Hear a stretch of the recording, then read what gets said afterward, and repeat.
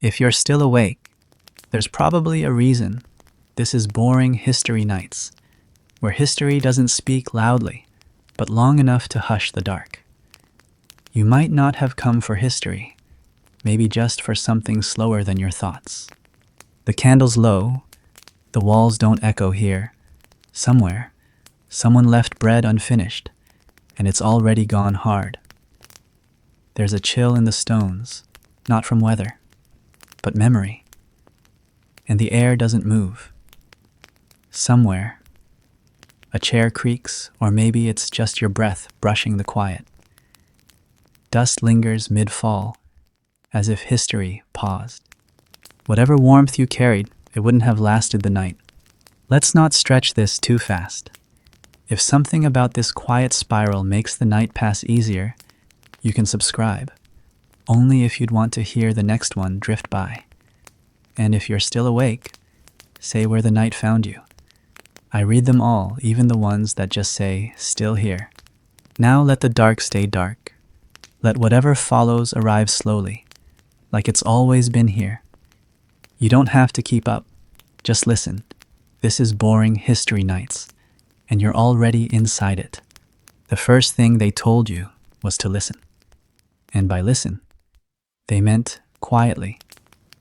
By quietly, they meant always. And by always, they meant even when it hurt, especially when it hurt. In a medieval town, your voice was already too large the moment you learned to speak, too bright in the room, too hard to tuck beneath the rhythm of the daily bells. You could whisper across the table, hum while shelling peas, murmur behind the curtain, perhaps but not in the open square, not while men talked of grain or tax or saints or horses, not where your voice might brush against power and be mistaken for opinion. It wasn't that you were forbidden outright, not always, just that, when you spoke in public, you were either foolish or dangerous. And if you were both, you wouldn't stay for long. The town crier could shout, the priest could bellow, even the fishmonger could complain to the clouds about prices and mud, but your tongue had to measure every syllable like coin.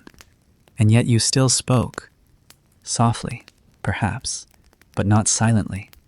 You asked the baker to set aside the smaller loaf because your mother had weak teeth. You asked the seamstress to match the thread to your sister's bruised shawl, because it was the only one she still wore. You asked questions without asking them, like why Brother Matthias always looked away when you passed, or why your father's laugh disappeared the day your older cousin returned from a convent and never spoke again. Even your silence had sound. It pulsed. But it didn't count, not in the record books, not in the courts, not in the stories that filtered down through dust and parchment and prayer. Public speaking, as in true, free, unsanctioned, eye-to-eye speaking belonged to men, or to women who were not, in the eyes of the law. Quite women anymore, widows, nuns, holy fools, the mad, the accused. You could speak at a market stall if you owned it, but you weren't allowed to own one. You could speak in defense, but only if no man did it for you. And if your defense unsettled someone, it would be rewritten as hysteria, or heresy, or both. Historians still debate whether this was a matter of control or culture, whether women's silence was enforced deliberately or simply became tradition by accumulation. Like dust thickening on beams no one dared to clean. Imagine the cathedral square on a feast day, children running with sticky hands, barrels being rolled out, incense caught in the wind. Imagine standing just outside that, not because you couldn't join, but because joining meant being seen. And being seen meant being asked to explain why you were there, who sent you, whether your husband knew, whether your father approved. So you stayed just far enough away to see the color but not feel the warmth. You learned to catch snippets of news trade disputes, edicts, accidents, and carry them like baskets back to your hearth. You became your family's private town crier, your voice echoing safely behind walls. But you never got to shout them yourself. One woman, she lived 2 fields past the abbey, spoke once at a trial, not for herself, but for her son. He had stolen eggs, they said. A dozen, maybe less. The man he stole from hadn't counted right, but that didn't matter. She stood and said he was hungry. Just that, and it wasn't the sentence that cost her, but the place she said it, in the open, with witnesses. They didn't punish her, not directly. No stocks, no lash, but the baker forgot her name after that. The priest's homilies drifted closer to home. The boys who used to run errands for her now only watched, wide-eyed. She moved away not long after. Or perhaps she didn't. Perhaps she simply stopped being mentioned. That was how you disappeared then. Not all at once. Just through silence repaid with more silence. And still, the voice in you didn't die. It just curled itself into other shapes. It became song lullabies under breath. The rhythm of spoons against pots. It became repetition the third time you asked your daughter to stay near, to cover her hair, to not speak unless asked. It became prayer not because you believed the saints were listening, but because you hoped they weren't offended by your doubt. There is a story, not often told, of a noble woman who refused to stay quiet, not in rebellion but in study. She wrote, they said, spoke Latin better than her brother, gave lectures behind cloistered walls, and though her name has survived, most of her voice has not. The manuscripts are gone, or burned, or misattributed. Maybe you knew her, or someone like her. Maybe you passed their doorway once and felt the hush inside press against you like breath. Reflective interlude. Not every silence is empty.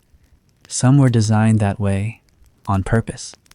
The truth is, speaking freely in public wasn't only about who had the right. It was about who was remembered when they did. The more a woman raised her voice, the more people forgot what she said and remembered only that she raised it. And so you learned not to, or at least, not loudly.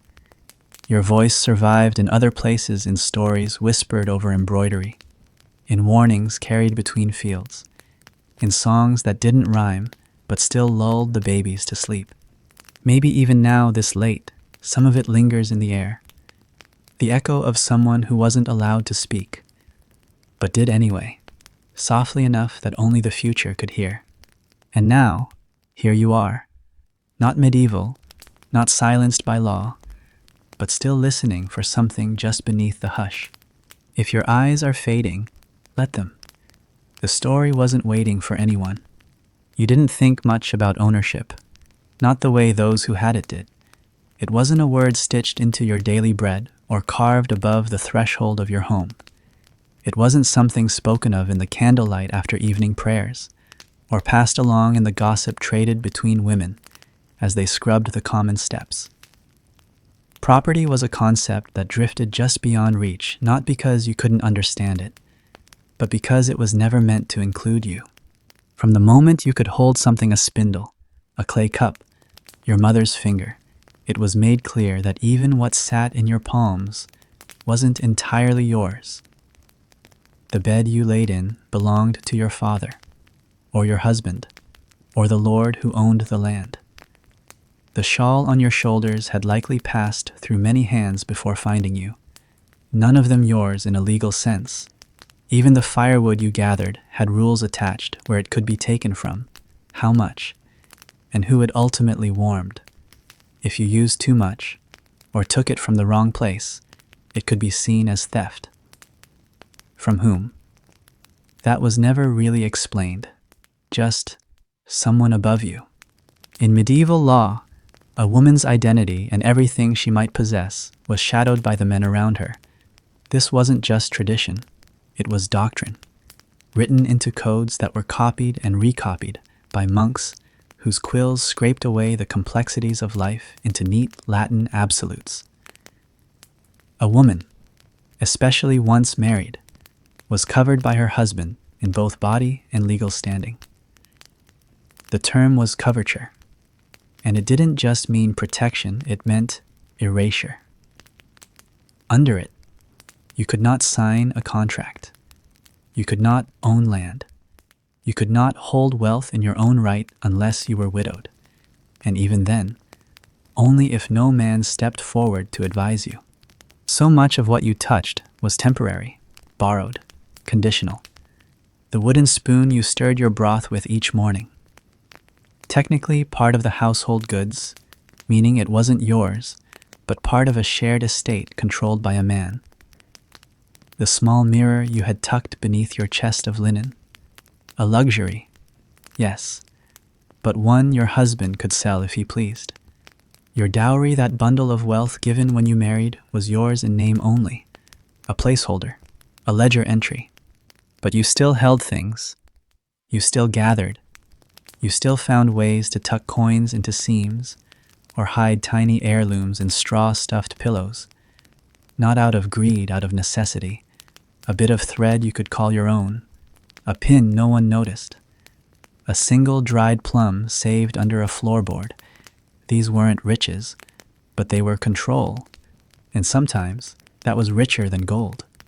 There are records faint, frayed of women who tried to assert their right to property.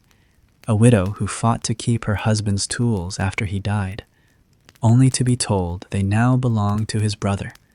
A merchant's daughter who inherited a shop but needed a male guardian to run it on paper, though she had managed the accounts since girlhood.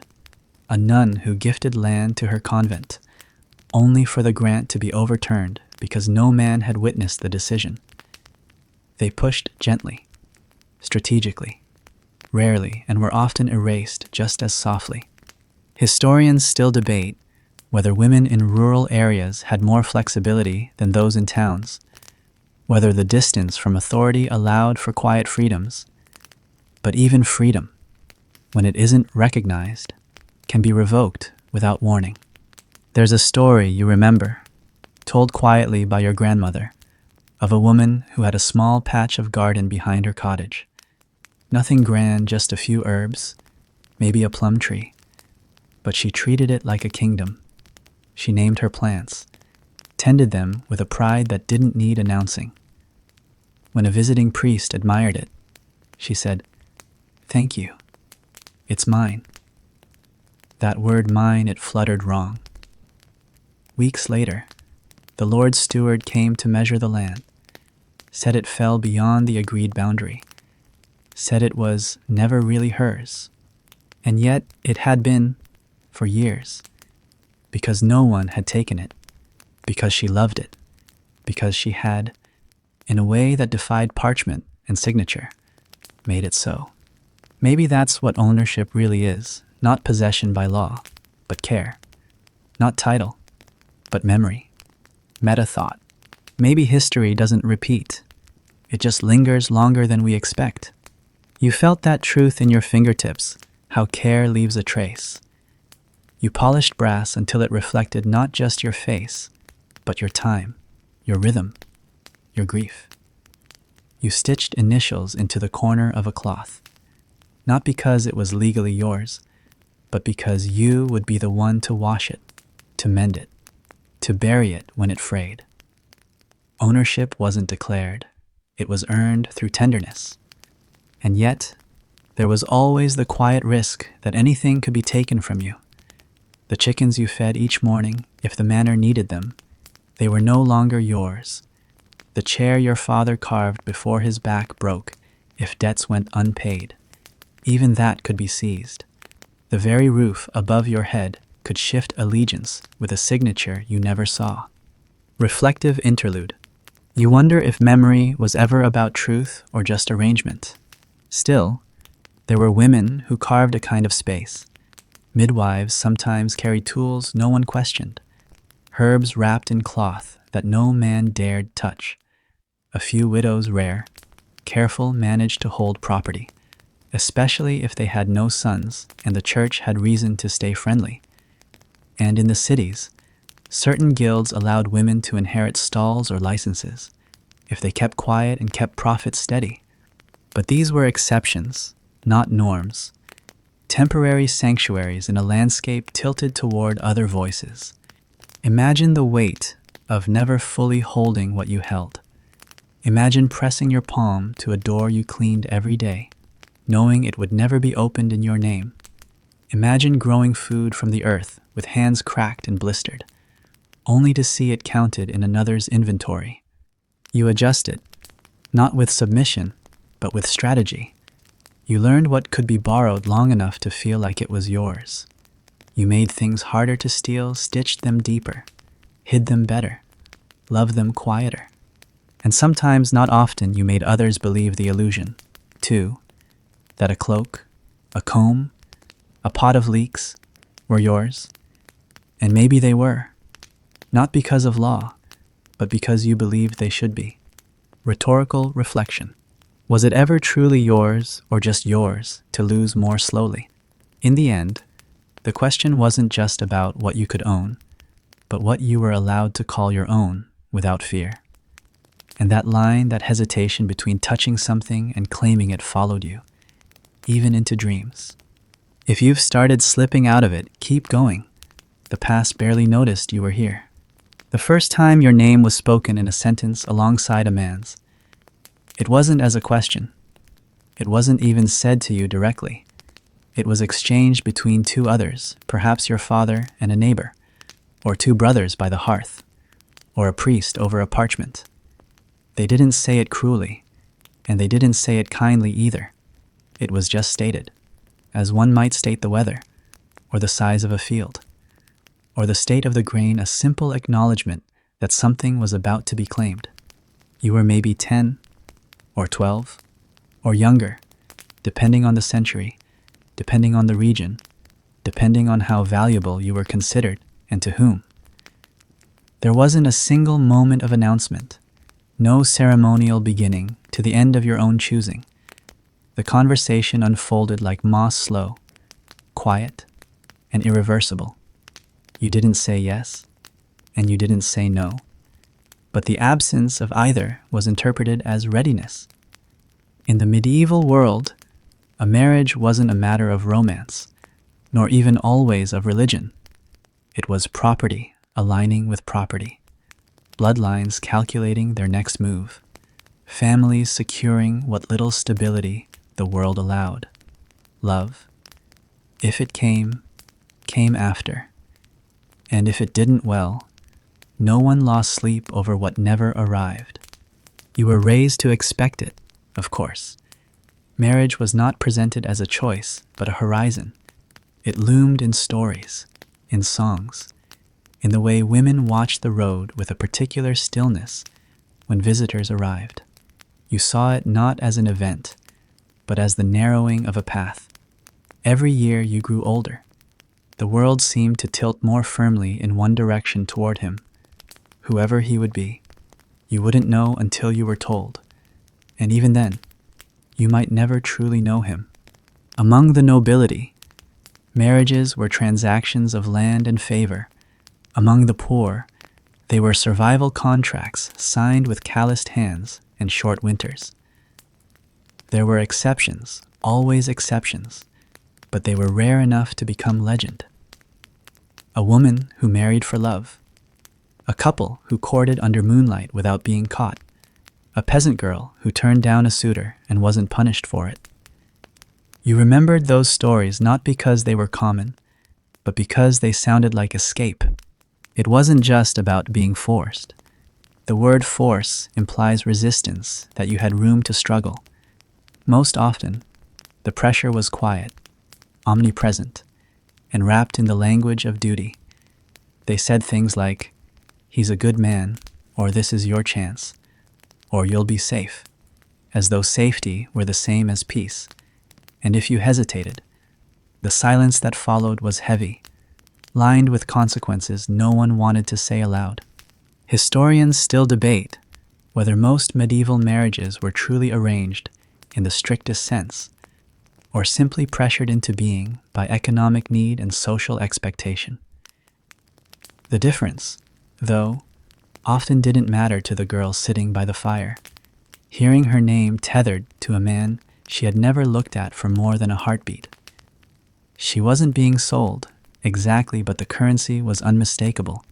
Perhaps it began when your father nodded more often to a man at church, when your chores began to include his family's garden, when your brother made jokes about wedding bread, and your mother checked the length of your sleeves with a new kind of concern.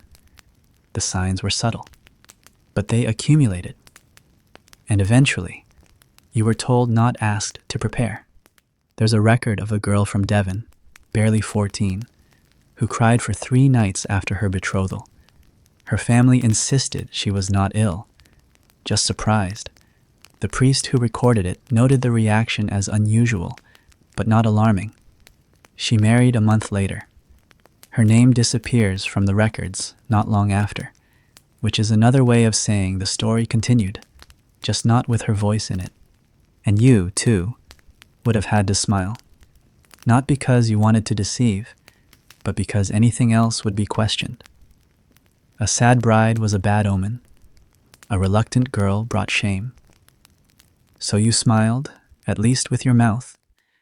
You performed acceptance the way others performed ceremony. You folded linens for your future home. You embroidered initials you did not choose. You learned to bake with one hand so your other could prepare the cradle. But somewhere, deep in that silence, the no remained. It was not a loud no. It did not crash through windows or shatter icons. It was the kind of no that lives in the tension behind the eyes, the stiffness of shoulders that no longer relax, the pause before entering a room that will never be yours. It was not spoken aloud because speaking it would not have changed the outcome, but it remained, invisible and alive. In the rare case that a girl did say no clearly, publicly, fiercely, she needed protection, a powerful family, a sympathetic lord, a loophole in canon law. Sometimes she fled to a convent, if one would take her. Sometimes she disappeared entirely, which might mean escape or something else. Often, the no was punished not directly, but through withdrawal of food, of warmth, of recognition. You could live in your father's house and yet feel exiled from it, your status suspended until you complied. Reflective interlude. Some nights aren't long. They're just wide like a field no one crossed. Even once married, the echoes of that unspoken no remained. In the way you stirred stew with too much force. In the way you spoke your husband's name as though tasting something unfamiliar. You were supposed to settle. They called it growing into the role. But what it really meant was forgetting the shape of resistance, the shape of yourself before. And still, you wondered, what if you had said no, out loud, again and again? Would the walls have cracked under the weight of it? Would someone have believed you, or would the sound have simply vanished into the thatch and smoke, like all the other protests swallowed by stone and time? You remembered an older woman in the village, widowed, stern, alone. She spoke rarely, and when she did, her words came out like stones, heavy and deliberate. It was said she had refused 3 suitors in her youth, that she had once worked in the manor, and walked out with her apron folded but her eyes unlowered. You never asked her if the stories were true, but something in the way she stood unbent, untethered, made you believe them. There was power in that, quiet, uncelebrated, but real. Meta thought. Some things stay not because they're important, but because no one asked them to leave. To say no in the medieval world was to step out of alignment with the great machinery of tradition and inheritance, and God's will as interpreted by men. It was to become visible in the wrong way, and visibility, for women, was often dangerous. You may not have been allowed to say no, but the silence you carried afterward, the deep, steady hum of that refusal, it shaped you. And maybe it shaped others. The daughter who heard it in your breath, the niece who watched you tighten your jaw, the friend who followed your example, even if she never admitted it. You never said it loudly, but you never forgot that you wanted to. And now, all these years later, your story unwinds not as an act of defiance, but as a whisper, one that drifts through time not to shout, but to be heard just once, by someone listening in the dark. If none of this is making sense anymore, you're exactly where you should be. You wake before dawn most mornings, not because you have to, but because silence wakes with you. In this house, this narrow, quiet place that holds only one bowl, one chair, one sleeping mat, there is no one to rouse but yourself. You move through it as if you're not trying to disturb someone sleeping, but rather as if you don't want the walls to remember that you exist here at all. It is not the loneliness that stings, it is the attention that it draws. And in this village, to live alone is to be noticed. A woman without a husband is a page without writing. That is what they say, though none of them would admit they ever learned to read. Your door remains shut more often than open, but still, you feel eyes in the spaces where you pass. When you step into the lane to fetch water, conversation halts not dramatically, but with a subtle shift, like a bird pausing mid-call. You are neither old enough to be safely invisible, nor pious enough to be respected for it. You are simply unplaced. Medieval life did not revolve around the individual, but around the household. And every household had a structure: a man, a woman, a marriage, or a family unit of some kind that could be marked on tax rolls and parish ledgers, counted for tithes, called upon for labor. You, by contrast, are a question mark, and no one in your village likes an unanswered question. They don't ask it directly, but it hangs in the air like wood smoke. Why are you alone? Who failed to claim you? What went wrong? It wasn't that you were forbidden to live alone, not explicitly. There were always widows, for example, especially after famine or war. And some older women, if they had outlived their children and managed to keep a scrap of inheritance, might be allowed a measure of space, though even then, suspicion clung to them like damp to wool. But to be young, unmarried, and alone, that was different. That invited speculation. It wasn't about your actions so much as your placement in the social pattern. You were a missing stitch, a misaligned tile, a door that didn't open where one was expected. The church, for all its formal teachings on purity and devotion, rarely offered sanctuary to women who simply wanted solitude. Convents required dowries smaller than marriage dowries, but still often out of reach, and they required submission not only to God, but to the internal hierarchies of women already inside. You had considered it, once, after your cousin was wed to a man who already had 4 children and a limp that made him cruel. But your mother said no. The abbess won't take girls with opinions, she told you, and neither will a husband, so you'd better choose which silence you prefer. You chose neither, or perhaps neither chose you.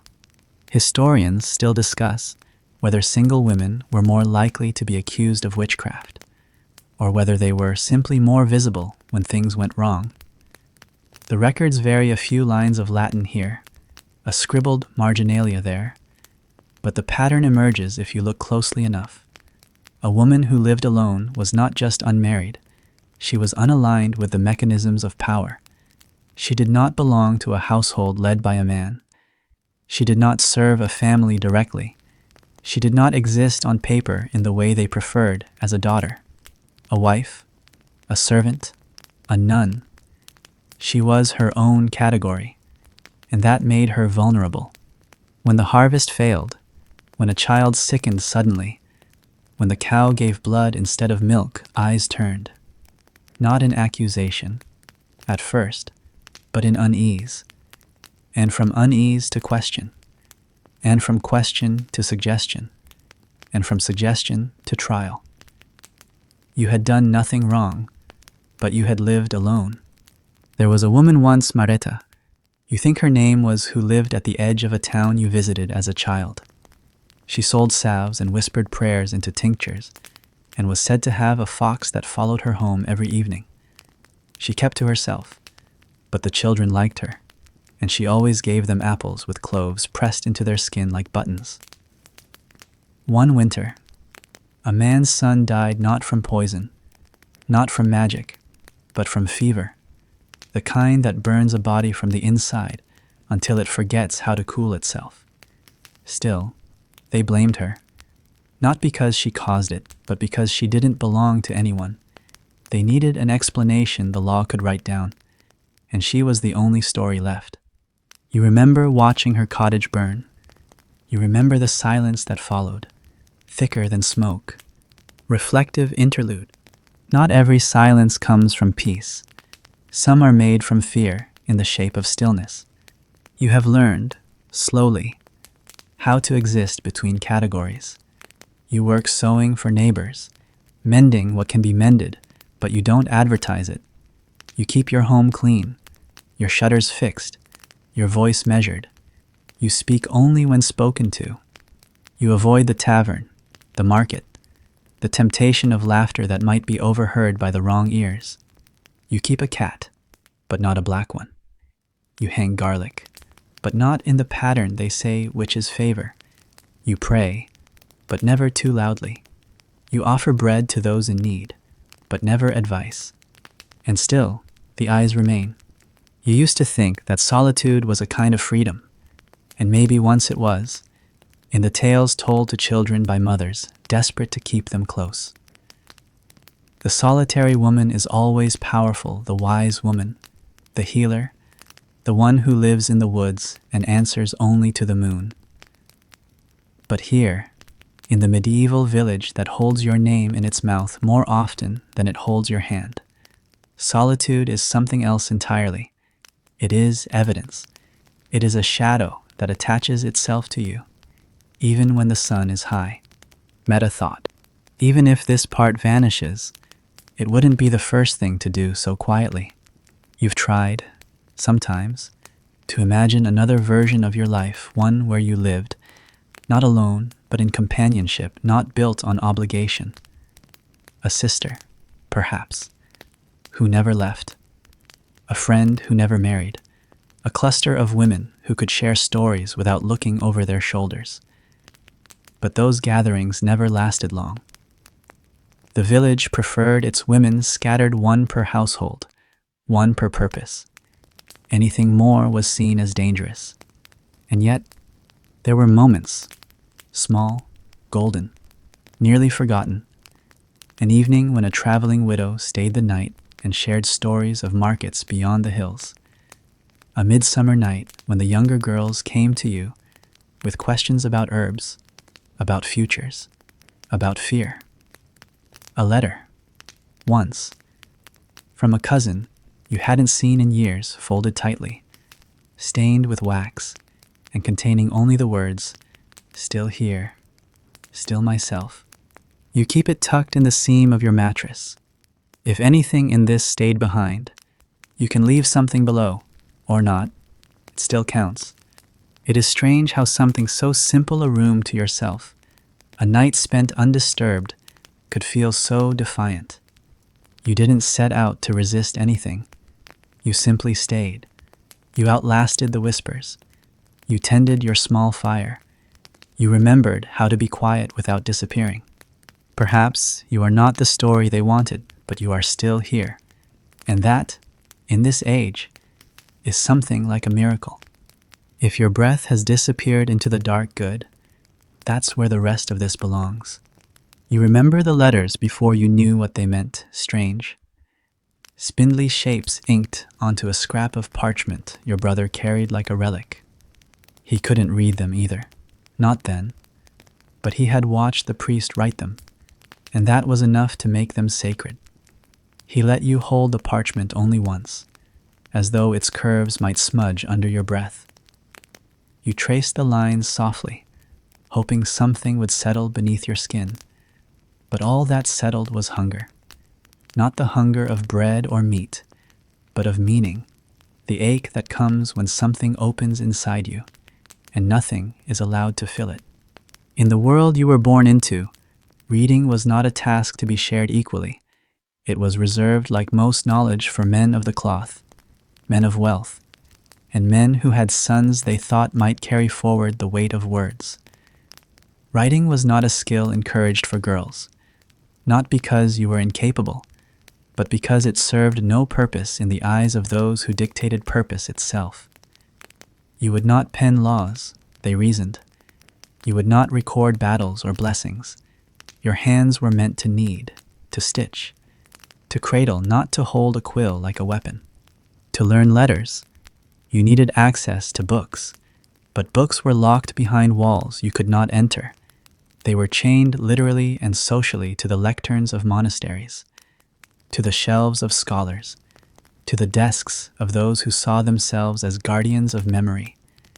The vellum was expensive, the ink imported or made with care, and the time it took to transcribe even a single gospel was measured in months.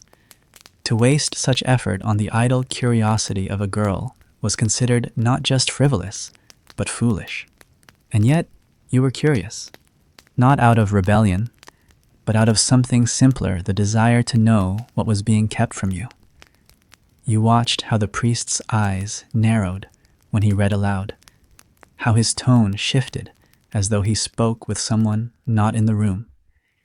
You listened to the cadence of psalms and wondered what they said beneath the rhythm. You began to suspect that stories were hidden everywhere, not just in the Gospels, but in the ledgers, the decrees, the poems sung by passing minstrels who never stayed more than a night. The suspicion grew. You began to look at words the way others looked at relics, not because they glittered, but because they promised something, a way out, perhaps, or a way in. Historians still debate how many women in the Middle Ages were literate and what literate truly meant. Could you read a prayer if you'd memorized its sound, but never seen its shape? Could you write a name if no one had taught you its letters, but you had seen it etched into stone? Did literacy require fluency, or just the hunger to understand? In noble courts, some daughters were taught to read, especially those destined for convents, or whose families believed piety and polish were investments. A few noble women, like Eleanor of Aquitaine or Christine de Pizan, left behind not only the echo of their names, but words they wrote with deliberate care. But they were the exception, not the rule. Their education was not evidence of progress, but of privilege, and even then, it was often guarded, guided, and softened to fit within the expectations of decorum. A woman might be praised for her literacy, but only if she didn't use it to question the shape of her world. In towns, merchant families occasionally allowed daughters to learn enough to keep accounts, not because they valued their minds, but because they trusted their labor. In convents, girls could read scripture under supervision, but interpretation was limited. Comprehension was a gift given carefully, in pieces, like bread handed to beggars. And among the peasantry, where you belonged, reading was something that happened to other people. It was not refused, it simply wasn't offered. It hung in the air like a language spoken by birds, beautiful, distant, and untranslatable. Still, you searched for signs. You watched how the priest's lips moved during Mass, trying to match his mouth to the patterns of ink. You noted the tally marks etched into the tavern wall and wondered if they meant numbers, or debts, or days passed since someone died. You followed the symbols stitched into garments by older women, not letters, perhaps, but meaning nonetheless. A fish for grace, a cross for protection, a spiral for memory. You came to understand that language was everywhere if you were quiet enough to listen. There was once a woman, older than most would call useful, who lived in a crooked cottage near the riverbank. She had no husband, no children, but her walls were covered in parchment. Not gospels, not sacred script, but bits of copied text, illustrations from bestiaries, lines from letters she had begged travelers to leave behind.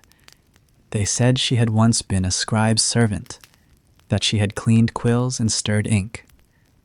Whatever the truth, she taught herself to read slowly, in fragments, and she kept the words not to teach, but to keep them safe. She died alone, and her pages were burned. The priest called them confusion, and the villagers nodded.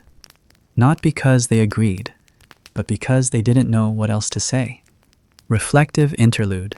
You wonder if memory is only what survives burning. You tried, in your own way. You asked to be taught, sometimes gently, sometimes boldly. The answers were always variations of the same. It's not for you, it's not needed, it's not proper. And when your persistence turned to silence, they called it obedience. But even silence learns. You began to mark your own symbols, small, quiet things. 3 dots on a wall to count the days your mother coughed. A line in the dirt to track the number of apples sold. A swirl pressed into dough before baking, just to see if anyone noticed. No one did, but you did. And that was enough to begin. Eventually, you found a way to hold a quill. Not well, your hand cramped. The ink blotched, but it moved. A sympathetic neighbor, perhaps, or a moment of carelessness that left ink unattended.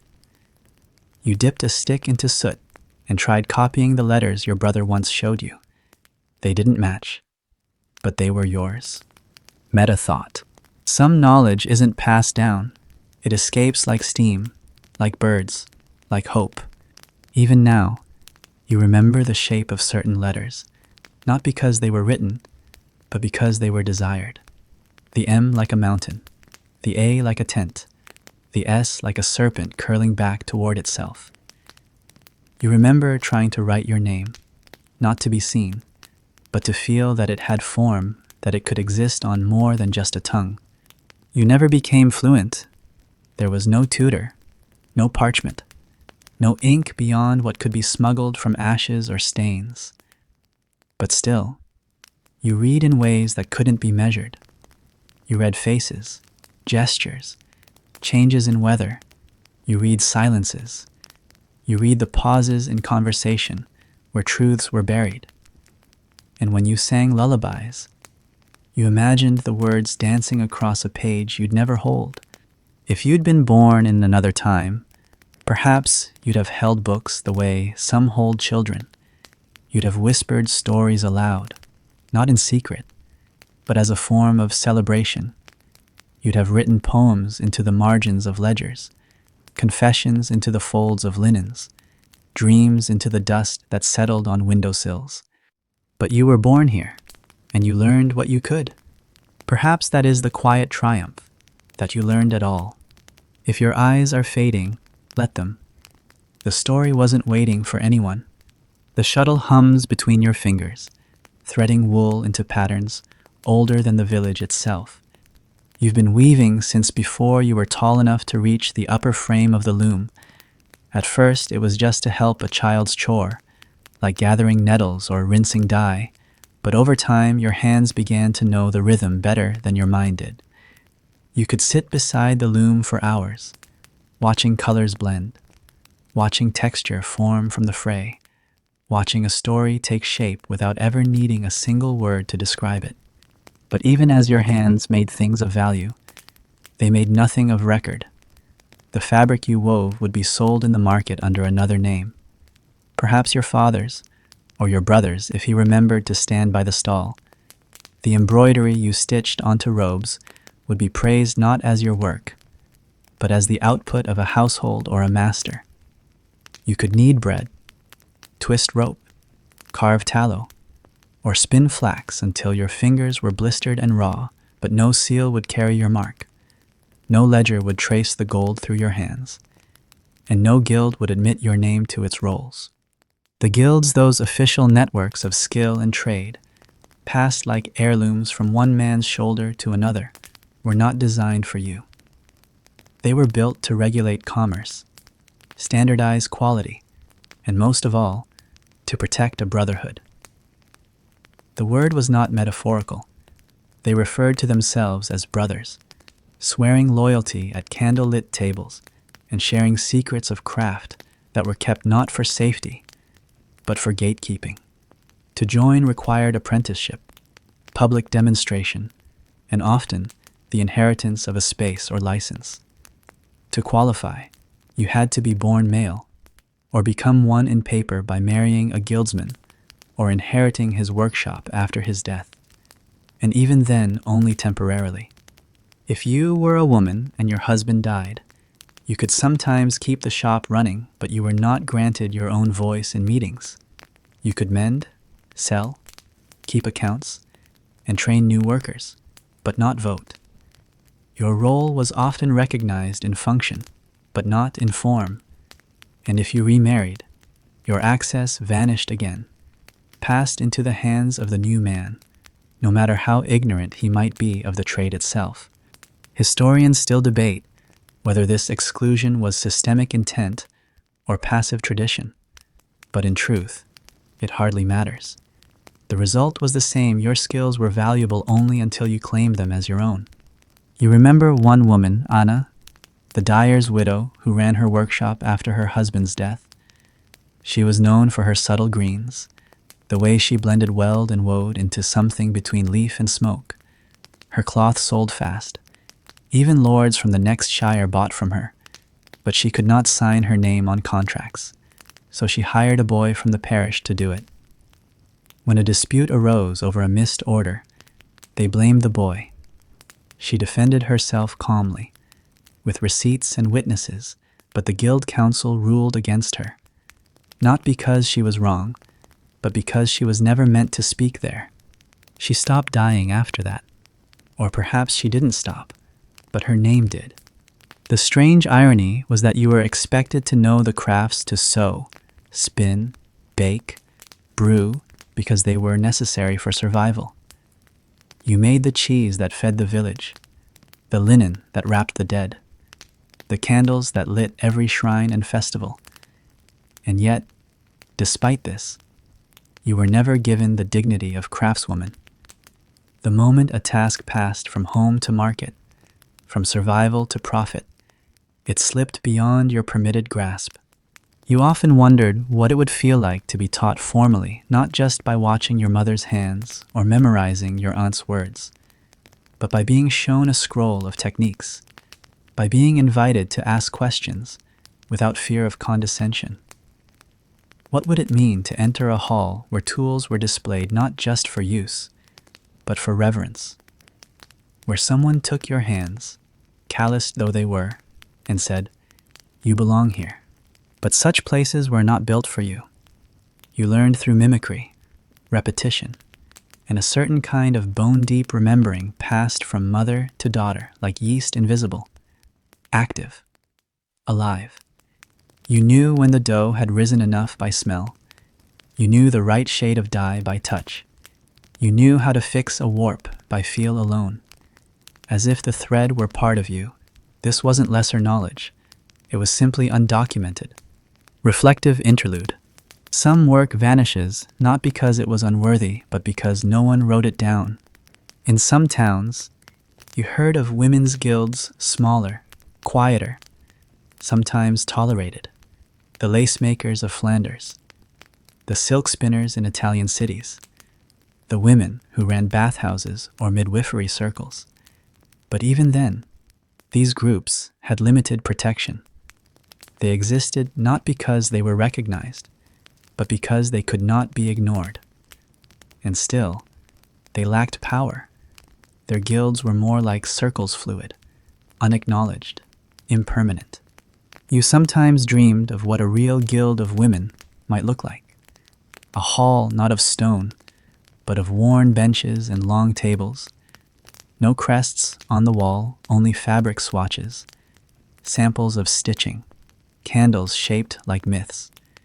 Meetings held not in secrecy, but in solidarity. Not debates over fees and markets, but shared knowledge how to bind wounds, how to store grain without rot, how to bury a child without losing your voice, and outside, a sign painted in ochre, the house of hands. But dreams like that do not pass through history easily. They catch in the throat and remain there, unspoken. Meta thought. You're not here to understand, just to notice the dust it left behind. You keep your tools in a basket by the hearth, needles wrapped in cloth, threads sorted by tone, a pair of shears you inherited, but sharpen yourself. There's pride in this. Not showy pride, not the kind that wears jewels, but the steady kind, the kind that knows what it can do. Your neighbors bring you their torn sleeves, their linens stained with birth or death. You mend, quietly, efficiently. They thank you, but when they sell the garment later, it is their price, their coin. Your stitch is anonymous. You once signed your initials just small, just on the inside hem, and a woman returned the garment the next day. She said it must have been cursed. It had something written on it, she explained, as if your mark had summoned misfortune. You apologized, though it was your heart that was truly marked.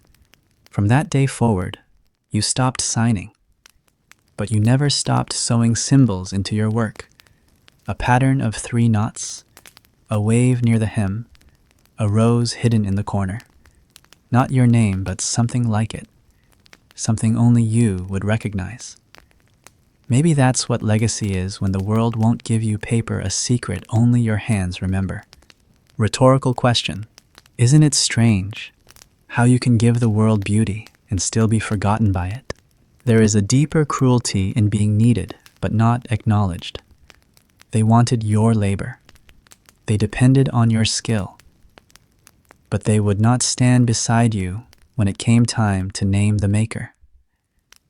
Perhaps that is why you've grown quiet, not with resentment, but with resolve.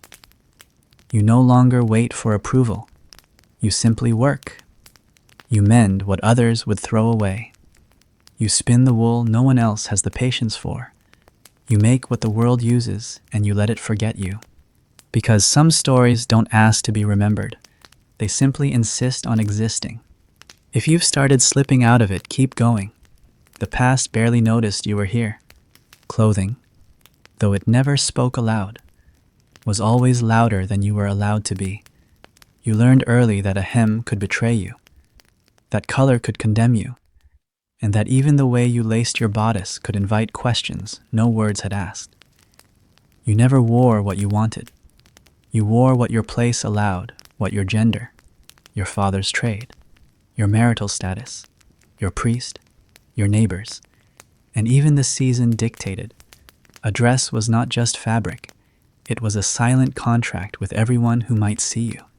In your village, the rules were not all written down, but they lived in the eyes of the women who watched from doorways and the mouths of the men who pretended not to notice.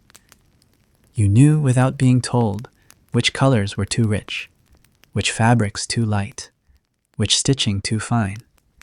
You learned which ribbons made your neck look proud and which neckline seemed hungry. You learned how to dress invisibly, not just for modesty, but for survival. A well-worn shawl earned less notice than a new cloak. A plain coif made your silence more believable. But what you wore wasn't just a matter of class or cost. It was part of the law. Sumptuary laws. That peculiar word you only heard, whispered, when a merchant's daughter wore velvet, were designed to enforce a kind of visual order in towns and courts across Europe, particularly in the later Middle Ages. Such laws dictated which colors and materials could be worn by whom: silks for nobility, furs for those with land, gold thread only for the highest ranks. Even buttons were suspect. Too many meant pride, even if they served no function. You could be fined, or worse, shamed, for wearing fabric beyond your station. And while a man might be punished with fees or scorn, a woman could be punished with suspicion. If you looked above your place, the implication was that you had earned it through dishonor. Historians still debate whether these laws were strictly enforced or mostly symbolic, a way of reminding people, particularly women, of the invisible lines drawn across their bodies. The lines weren't merely about wealth or decency, they were about visibility. A woman whose dress drew notice had to explain herself, where she got it, who paid for it, what she meant by wearing it. And if her answer didn't satisfy the town's unspoken code, she was made to feel the weight of that thread. There was a girl, not from your village, but from a nearby one, who once wore a pair of red leather shoes to the midsummer feast. Bright, finely made, likely not hers. Some said she stole them. Others whispered that they were a gift from a mason who passed through once and never returned. No one asked her. They didn't need to. The shoes spoke louder than anything she might have said. She was sent away a week later to an aunt, they said, but the house stood empty for years. You remember wanting something not luxurious, just yours. A belt with a buckle shaped like a leaf. You saw it in a market stall while walking with your cousin. She laughed and said it was too clever for a girl who only wore brown. You never bought it, not because you agreed, but because you knew you'd be asked where it came from, and you didn't want to lie, or rather, you didn't want to have to defend the truth. Even color had a cost. Blue was acceptable pale, faded, worn. It made you seem humble. Green was trickier, associated with youth, desire, the body. Yellow meant something else altogether, something that made people glance sideways. Red, of course, was the worst, too bold, too proud, too much. You wore it only on feast days, and even then with a shawl to cover the brightness. Reflective interlude. Sometimes restraint isn't about dignity, it's about camouflage. There was no such thing as just a dress. Every detail carried meaning, whether you intended it or not. A slightly finer thread, a stitch learned from someone who'd lived in the city, a braid tied in the wrong place, all of it spoke. And you, though never asked to speak for yourself, were held responsible for what your clothing implied. It was often easier to dress plainly, to choose invisibility over interpretation. The safest color was gray, not because it flattered, but because it vanished. Linen faded well, and old wool itched but kept you warm. You chose the dress that mended cleanly, the apron that covered stains, the sleeves that didn't make your wrists look like they reached. In your own way, you became a seamstress of silence, sewing what would not be noticed, what would not be questioned, what would allow you to move freely through a world that constantly calculated what you were allowed to be. And yet, even in that narrowness, you found ways to slip yourself in. You embroidered tiny symbols inside seams, not visible to others, but real nonetheless. A sprig of yarrow in white thread on the inside of your sleeve. A single line of blue on the hem of your underdress. Not rebellion, not even protest, but memory. A way to wear yourself beneath everything expected. Meta thought. Some things aren't hidden out of shame, just protection. There were days when you did wear something beautiful, something made by your own hands, a ribbon given by a sister, a bodice dyed carefully with walnut husks until it reached the shade of dusk. On those days, you walked carefully, not to preserve the fabric, but the moment. You knew someone would notice a glance, a mutter, a question posed too casually. But you wore it anyway, not because you wanted praise, but because you wanted to feel like you were not always disappearing. The rules were never fair. You watched men your age wear boots with polished buckles, caps with colored feathers, doublets stitched by mothers who dreamed of courtly service. No one asked them to explain. No one hinted that they were being too proud. If they dressed well, it was ambition. If you did, it was vanity or worse, seduction. There's a record of a woman in 1379 who was fined for wearing ermine trim. She was a butcher's daughter, and the court records note that she was too richly dressed for her station. She argued that she had bought the fur herself, with money earned from her own labor. The judges didn't dispute the truth of her claim. They simply stated that it set a poor example.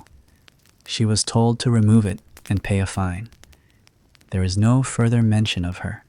What she wore or didn't wear was more important than what she said. That understanding shaped you. Even if you didn't name it, you looked at the clothes laid out each morning and calculated what you could endure. Would it bring attention? Would it draw questions? Would it mark you as something you couldn't afford to be? Rhetorical pause.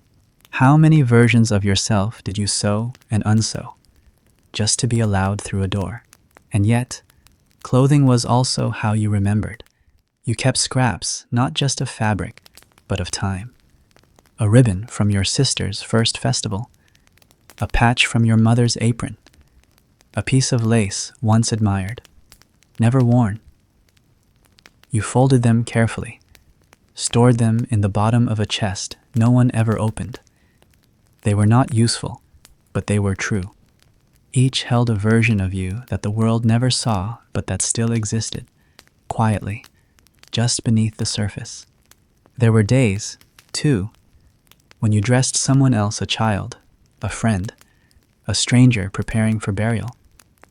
On those days, your hands moved gently, reverently.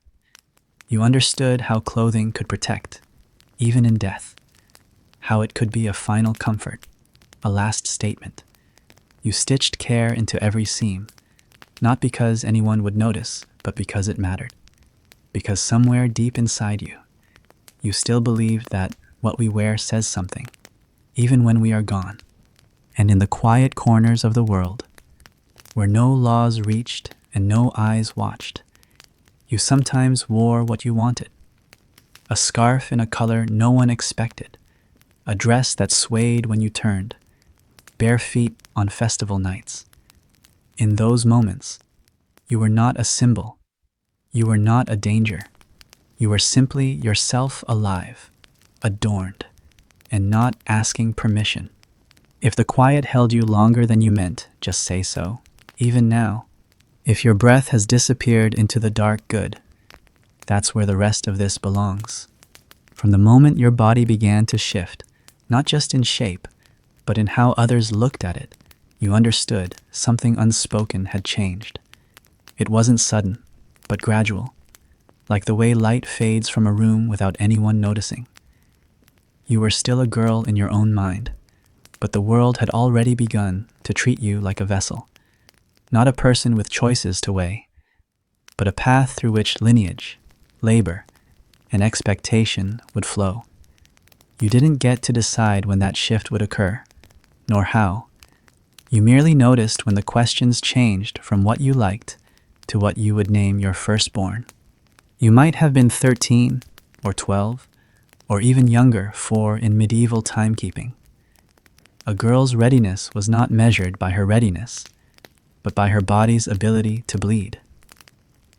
Menstruation was treated not as a private biological passage, but as a civic marker, a signal that you could be promised, bartered, bred. It was not uncommon for girls to be married shortly thereafter, particularly in noble families where alliances mattered more than years. Among peasants, the timeline might have stretched slightly longer, but the expectation remained.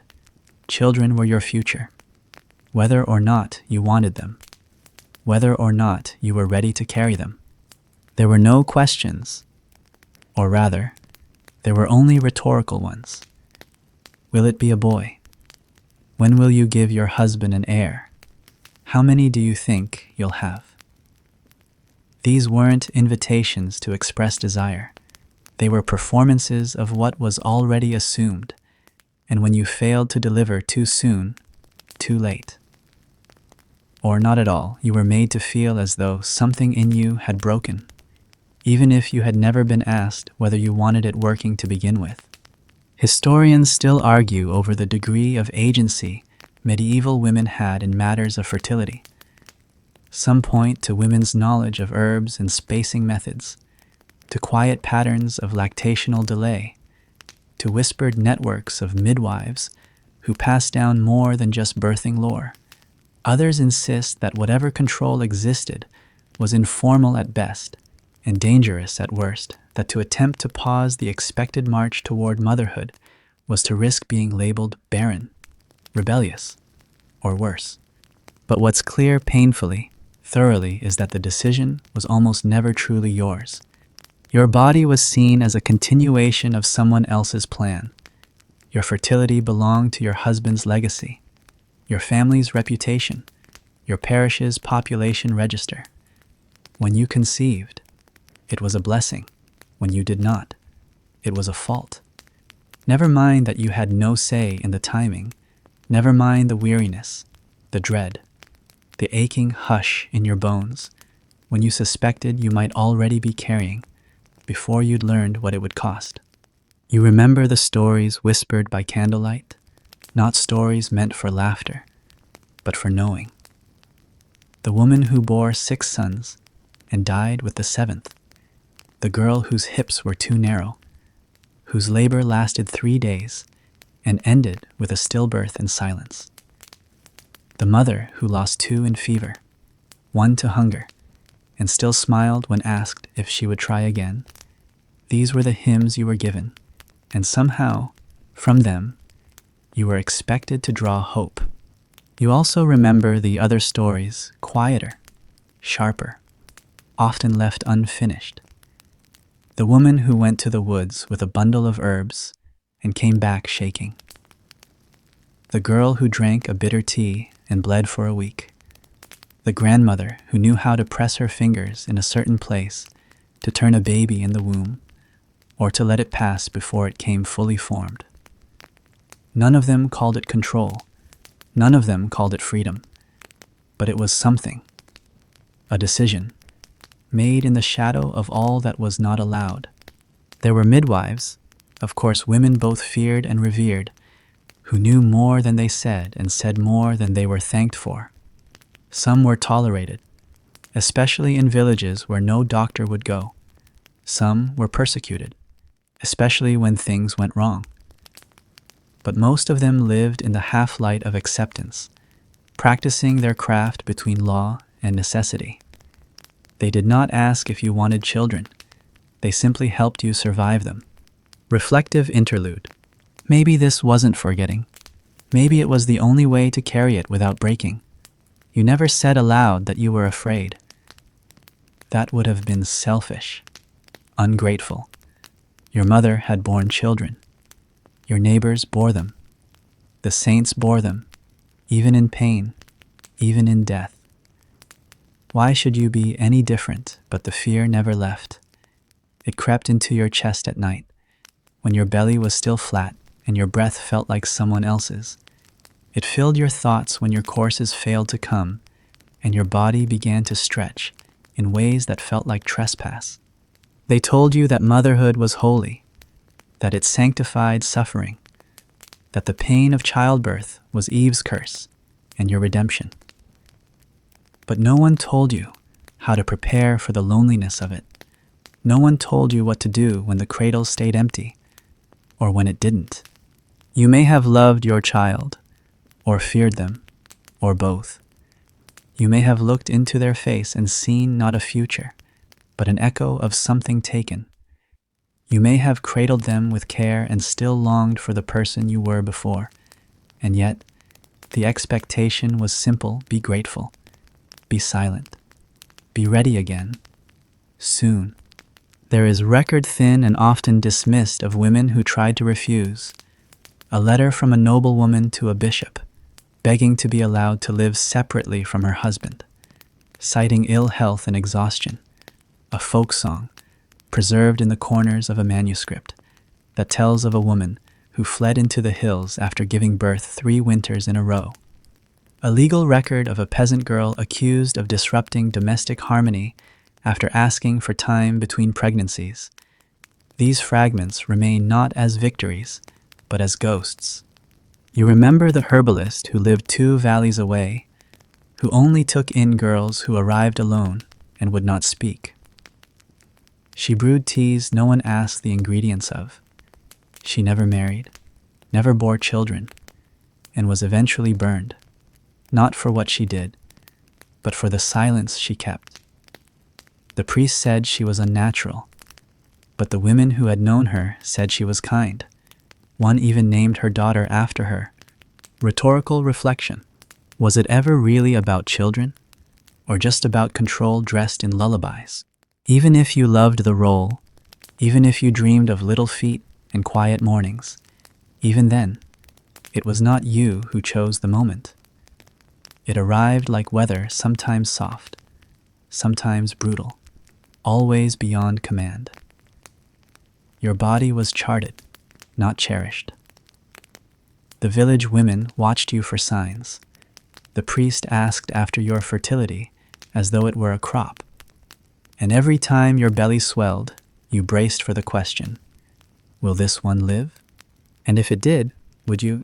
There were years you do not remember clearly, only in colors the pale linen of infant cloth, the deep brown of drying blood, the gray of winter fires when milk would not come. Years when your body was never quite your own, shared between husband, child, healer, and priest. Years when you slept in exhaustion, not rest, and woke to begin again. Not because you were strong, but because there was no alternative. Meta thought, you don't have to carry this. Most of it didn't want to be remembered anyway.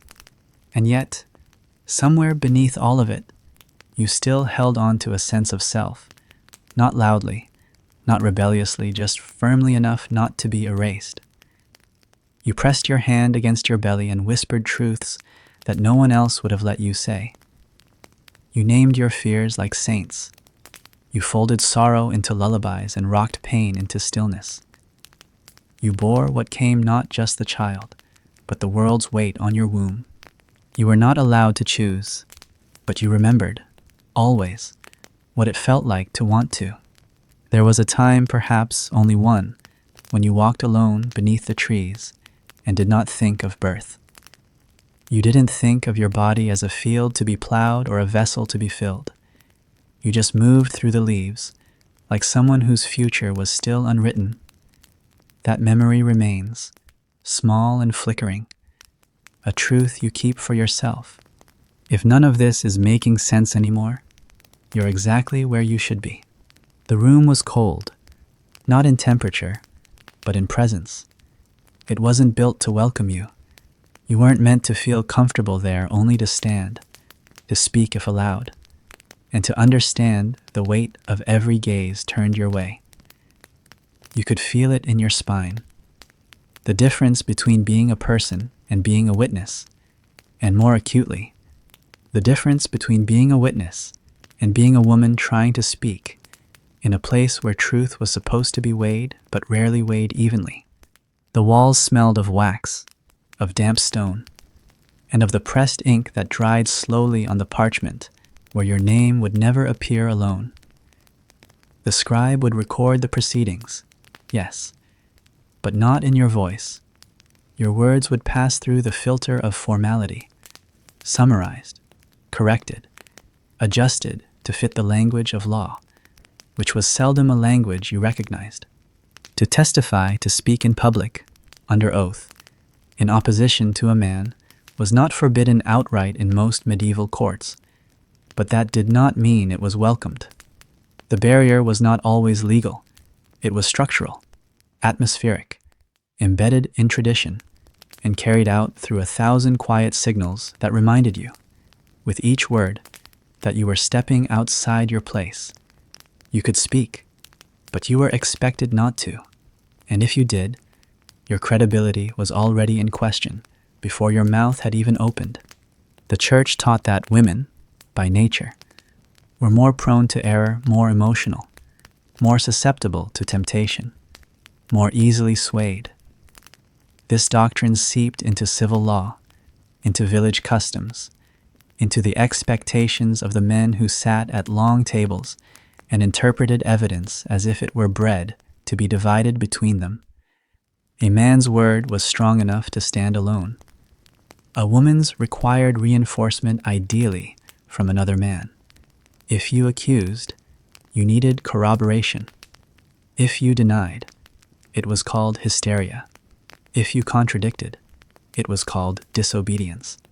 Historians still debate whether this imbalance was a conscious effort to suppress female voices, or simply the natural consequence of centuries of gendered hierarchy shaping social and legal expectations. But regardless of origin, the effect was the same when a woman stood to speak. The room leaned away. You may have come to the court because something had been taken from you, a cart, a boundary stone, a debt unpaid, or something worse, something that left no physical trace, but weighed inside you like cold water. And still, you knew that your presence would be doubted more than your absence ever was. You remember the first time you saw a woman stand in the stone chamber before the reeve and his scribes? She wasn't tall, and her voice wasn't loud, but she stood very still. She said her husband had struck her. She said the bruises were fading, but the fear was not. She said it softly, as though speaking louder might break something that had already cracked. And still, the reeve asked if she had spoken with him kindly. He asked if she had obeyed. He asked if her husband was drunk, and whether that meant he knew what he was doing. They ruled that it was a matter for the family, and sent her home with a prayer and a warning to avoid provoking her husband's temper. A month later, she was gone. Her door stood open for days before anyone noticed. Her name, you think, was Margaret, or something like it. You understood, then, that the truth could be dangerous not because it was false, but because it was inconvenient. The law had categories: theft, assault, trespass, oath-breaking. But it did not know what to do with harm that was not visible, with injury that spoke through eyes rather than wounds. You could not measure humiliation. You could not weigh fear on a scale. And when the person who had wronged you stood across the room, calm and composed, you could feel your truth thinning, like breath in winter. Even in property disputes, your testimony was often considered secondary. A man who claimed land might cite boundaries, charters, lineage. You, even if you had tilled the field, planted the trees, and harvested the grain, were not considered an authoritative voice. You were a witness to labor, not a bearer of right. And if the man involved was your husband, your brother, your cousin, the court might simply ignore you altogether, presuming your interest made your view untrustworthy. Meta thought, maybe history doesn't repeat. It just forgets the interruptions. You wanted to believe that the system could work, that somewhere within the stone and the scrolls, fairness existed, but you learned instead to approach it the way one approaches fire, carefully, with protection, and only when absolutely necessary. There were rare cases, astonishing in their survival through time, where a woman's voice did shift the outcome. A merchant's wife in Cologne testified against a guildman who had stolen from their shop. She brought a ledger, a witness, and her own quiet insistence. The court ruled in her favor not, as it turned out, because of the strength of her argument, but because the man she accused had angered a rival. The truth was acknowledged only because it happened to be useful. You often wondered what it would feel like to be heard simply because you were right. There was a rhythm to speaking in court that you learned over time. Don't raise your voice. Don't let your hands shake. Keep your answers short, but not too short. Avoid showing too much pain, but don't seem unfeeling. If you cry, make sure it seems like modest sorrow, not rage. Rage will lose you sympathy. Confidence will lose you credibility. Silence will be taken for guilt. Speech will be taken for impropriety. You walked the line like a dancer without a net. Reflective interlude. Some truths weren't buried, They were simply never believed. You had your own strategies. You asked your neighbor a man to repeat your story as if he had heard it himself. You practiced your words in private, refining them to match the language of those who would judge you. You brought tokens, a broken lock, a torn hem, a bruised wrist hidden until the right moment. You hoped it would be enough. Sometimes it was, often it was not. And still, you spoke. You stood in those rooms and held your truth out like something fragile, knowing that it might be refused, ignored, reshaped until it no longer resembled your experience. But you spoke, because silence felt heavier. You spoke, because you didn't want to carry the weight of someone else's story inside your body without leaving some mark of your own. You were not naive. You did not expect fairness, but sometimes you found a kind of release in the act itself, not justice, but articulation. To say it aloud was to pull it from the fog and into form, even if it only lingered there for a moment before fading again. Rhetorical question. What does it mean to tell the truth when no one plans to listen? And perhaps, in some quiet way, that act changed you more than any verdict could. You returned home often no richer, no safer, no more vindicated, but you returned with your voice still echoing somewhere inside the walls. That echo was yours. It wasn't enough, but it was something. If your eyes are fading, let them. The story wasn't waiting for anyone. The chapel smelled of damp wood and old wax, the kind of scent that sank into everything, including your memory. You knew each creaking floorboard by its voice, each flicker of candlelight by its rhythm. From childhood, you had knelt in that space, shoulders squared, eyes lowered, voice aligned with the others, a harmony carefully measured, never too loud, never too soon. It was a place meant for stillness, and stillness you learned to perfect. But it was not a place meant for leadership, not for you. You saw the altar not as a mystery, but as a distance. Not great in measure, perhaps 10 steps from the pew where you always sat, but untraversable. The priest crossed it every morning, robed and reverent, placing his hands on the chalice as though it were the pulse of heaven itself. You watched him lift the host, watched the congregation lower their heads, and felt in that motion a choreography that never once included you. From the earliest days of formal religion, your role had been carved with care, but also with constraint. You were welcome to kneel, to fast, to mourn, to serve. You could sing in the choir, though never lead it. You could teach other women, though never preach. You could care for the sick, the elderly, the children, but never lay hands on the rites themselves. The sacraments belonged to men. The power to absolve, to anoint, to declare sacred, all of it was tucked into the folds of robes that would never be cut for your body.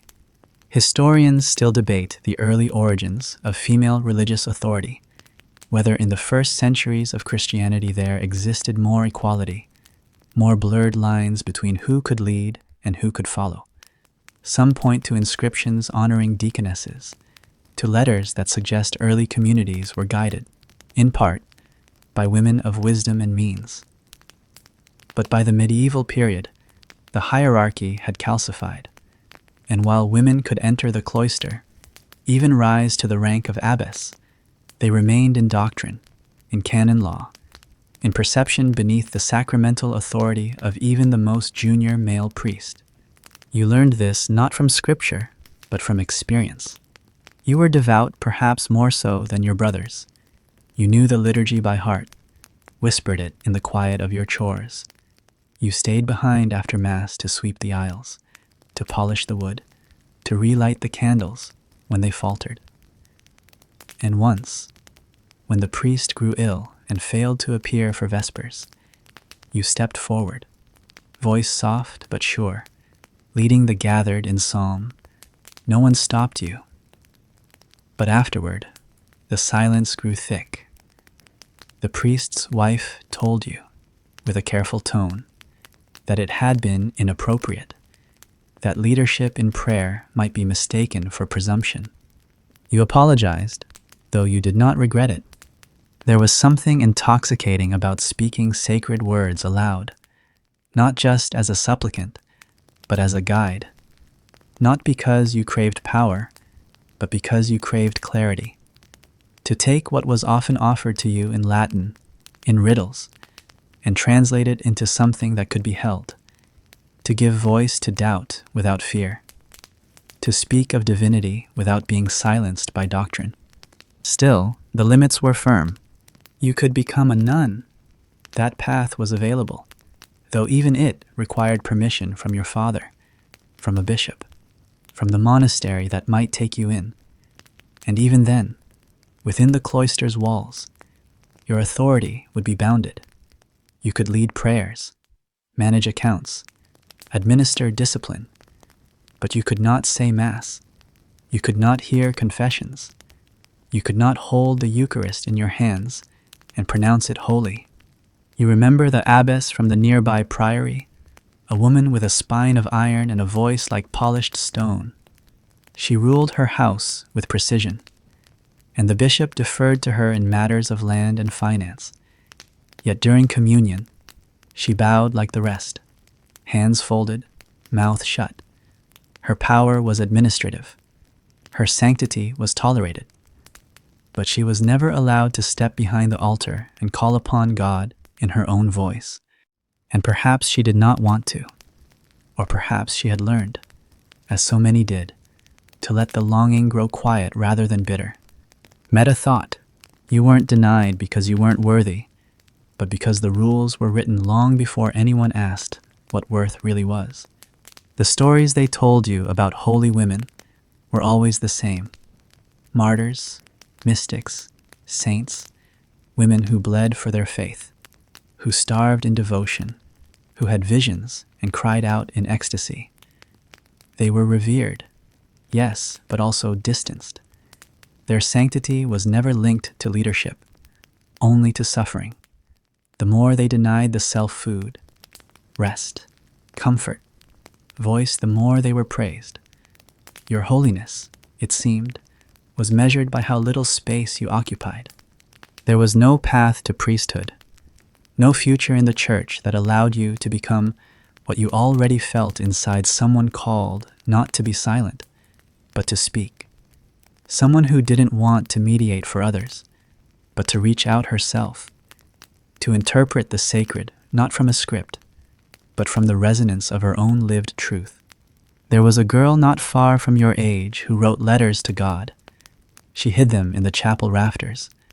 They were discovered only after her death, brittle parchment folded into corners.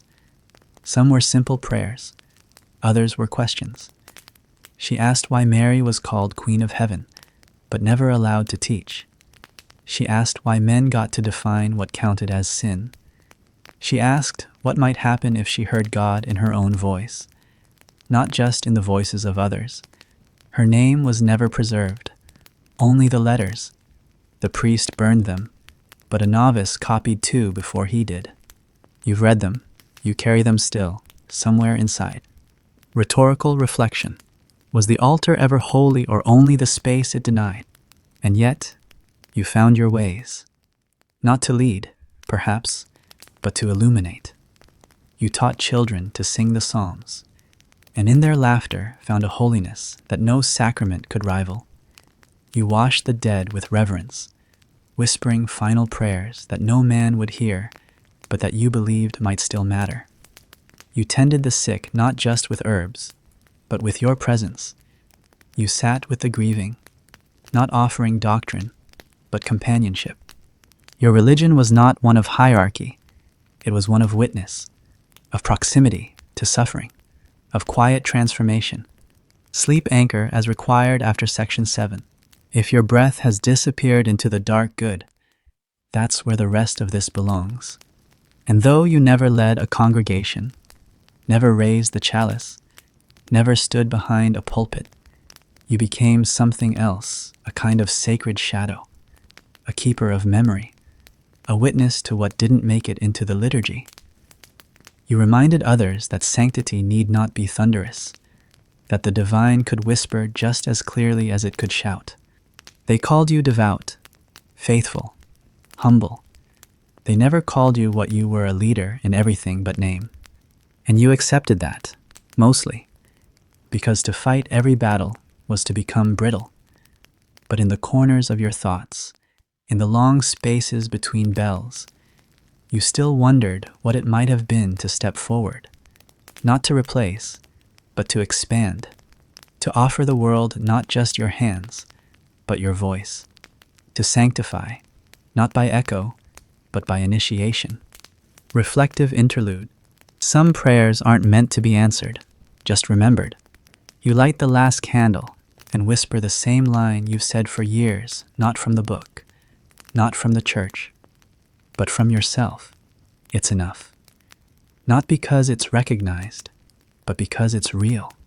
If something in here found you first, say so, just once. The first time you stepped beyond the village border alone, it felt like you'd committed a quiet crime. Nothing had happened yet.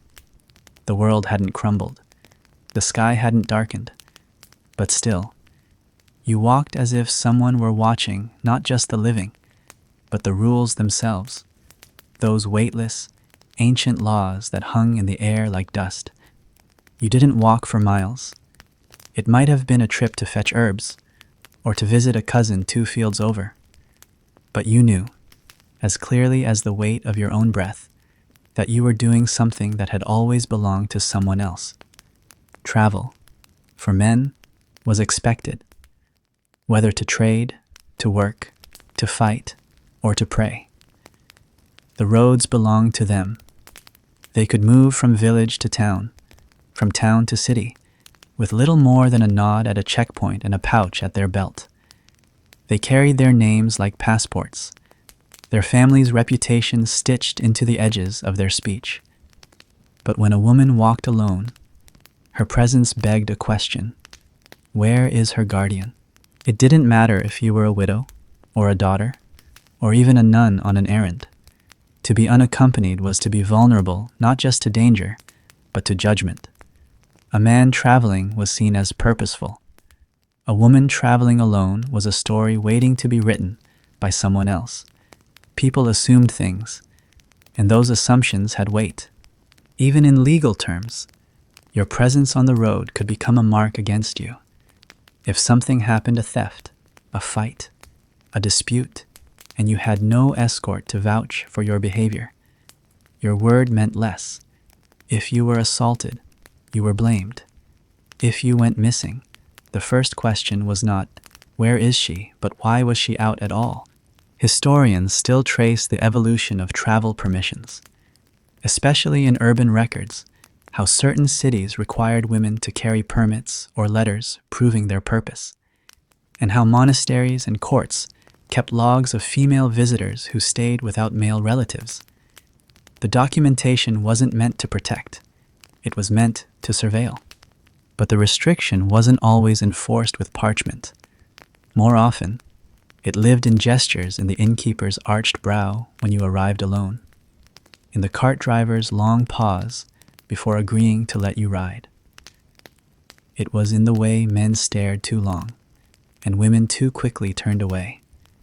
You walked not just with your feet, but with your fear. And yet, you did walk, because sometimes there was no one to go with you. Sometimes there was no one left, or the message had to be delivered, or the herb needed was 1 valley over and wouldn't wait. Sometimes the journey mattered more than the cost. You adjusted, not because you wanted to break rules, but because you couldn't afford to follow them. You learned quickly what to wear, nothing too fine, nothing that drew attention. You wrapped yourself in plain cloaks, lowered your hood, kept your steps quiet. You avoided crossroads after dark. You pretended not to hear the jeers from boys on fences. You carried a stick, not for walking, but for pretending to look older. Sometimes, if you passed a group of men, you'd drop your eyes and murmur something in Latin, anything that sounded like prayer. It made them pause. You became your own shield, Meta thought, even if this part vanishes, it wouldn't be the first thing to do so quietly. And yet, not all your journeys were laced with fear. There were moments rare, strange, and private when the road opened itself to you without resistance. A clear morning, a path lit by dew, a flock of birds passing overhead without warning, a stream that sang louder than your worry. You found something like freedom in those spaces, even if it was fleeting. The rhythm of walking, of knowing each step was your own, untethered, however briefly, from the eyes of others. It felt like breathing with your whole body. You remember a girl named Sela, who once traveled 2 days to fetch her sister from a distant market. She returned sunburned, sore, but laughing the kind of laugh that came from being unobserved for long enough to remember who she was. People talked about it for weeks. They called it reckless. But you saw something else in her after that, a firmness in how she stood, a lightness behind her eyes. She had crossed the invisible line and returned intact. That, too, was a kind of victory. Rhetorical reflection. Is freedom still freedom if you have to hide it the moment you arrive? There were, of course, sanctioned forms of female travel. Pilgrimage was the most common, a journey so holy it overrode questions. You could walk to a shrine, sometimes with a group, sometimes alone if you claimed to be under divine guidance. But even then, protection was never guaranteed. Pilgrims were robbed, assaulted, taken in for questioning. The road did not care for piety, and neither did the men who waited along it. Marriage, too, permitted travel, a woman leaving one household to join another, accompanied by goods and guardians, her name half erased in the process. That kind of travel was expected, even celebrated, but it was not yours. It was arranged, orchestrated, watched. You were the vessel in motion, not the mover. Sometimes, you traveled as a servant riding in the back of a cart, eyes cast down, your presence noted only as an extension of the master. You passed fields and rivers, watched towns rise and fall in the distance, all without being allowed to claim the journey as your own. You were part of the landscape, not a traveler in it. Still, you carried maps in your mind, not drawn on parchment, but etched into memory where the rowan trees grew thickest, which streams ran fastest after rain, which chapel doors would open if you knocked. You learned to read the road not as geography, but as possibility. You watched the clouds, the birds, the way the wind moved.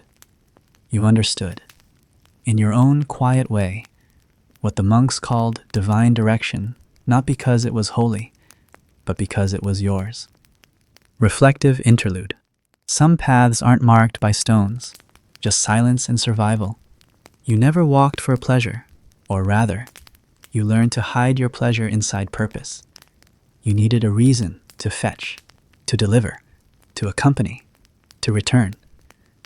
But inside that structure, you carved out a kind of joy, the pleasure of movement, of decision, of choosing when to stop, when to rest, when to speak. You shared those skills with younger girls when you could, taught them which plants could ease a wound, which inns to avoid, how to carry themselves so they looked older, less tempting, less seen. You whispered these lessons as lullabies, not just for safety, but for dignity, because even if they were never allowed to claim the journey, you wanted them to feel some part of it belonged to them. One of them, Marin, later became a messenger for the priory. She carried letters between abbeys, a role considered safe because it served the church. She walked hundreds of miles over the years, always under the protection of parchment and prayer.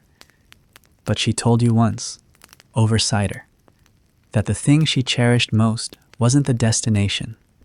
It was the first half hour of every trip, that moment when the road opened and the world felt wide, and no one could hear her thoughts but herself. You nodded, You understood. You did not travel far. Most women didn't. But you traveled often in loops, in layers, in the quiet kind of motion that never made records. You crossed fields to sit with grieving mothers. You walked through fog to tend to births. You fetched bread, bandages, stories. Your footsteps weren't counted, but they formed the geography of your life. And in the end, you became your own kind of map, a collection of paths taken, moments braved, silence carried. If anything in this stayed behind, you can leave something below, or not. It still counts. You rose before the sun because your labor was always assumed, never counted. You didn't wake to possibility, or freedom, or profit, but to repetition, a list of tasks so old they had no beginning. Just a rhythm passed down like kitchen smoke, like the worn curve of the broom handle passed from your mother's hand to yours. The bread had to rise, the floors had to be swept, the water had to be carried, heated, poured, cooled. By the time the sun touched the eastern wall of the neighbor's house, you had already worked more than most would notice. And still, nothing you had done that morning would ever be yours. The idea that your labor had a value, that it could be translated into coin and counted back to you, that idea was not yours to entertain, unless you were willing to be disappointed. You knew better. You had been taught not with lectures, but with looks, the furrowed brow when you asked how much something cost, the silence when you asked to keep a portion of what you had made. You learned that your labor was a contribution, not an income, an extension of duty, not a contract. What you made was not yours, and what was given in return often went into the hands of someone else, a husband, a father, a steward, a master. Your hands may have blistered to earn the coin, but they were never trusted to hold it. You scrubbed laundry for wealthier neighbors, hands chapped and red from lye. You spun thread until your fingers throbbed. You carried baskets of grain up and down steep, crumbling roads, knees aching and shoulders raw. And when you were paid, if you were paid, the coins barely touched your palm before being passed along. Perhaps you gave them over willingly, because it was expected. Perhaps they were taken directly, with a nod and no acknowledgement. It didn't always feel like theft. It felt like routine, and that made it worse. Even in situations where women worked openly as alewives, midwives, wet nurses, vendors, servants, their earnings were not truly considered their own. Canon and civil law across much of medieval Europe dictated that a married woman's property and income were legally controlled by her husband. If unmarried, her wages were likely collected and managed by her father or guardian. And if widowed, she often faced legal challenges or community pressure to relinquish control of any money she managed to hold. Historians still discuss the nuances of this economic dependency, whether it was enforced rigidly in all areas, or flexibly negotiated in small communities. Certainly, in some households, women managed the purse, kept the accounts, even issued loans, but such power was conditional and rarely accompanied by formal recognition.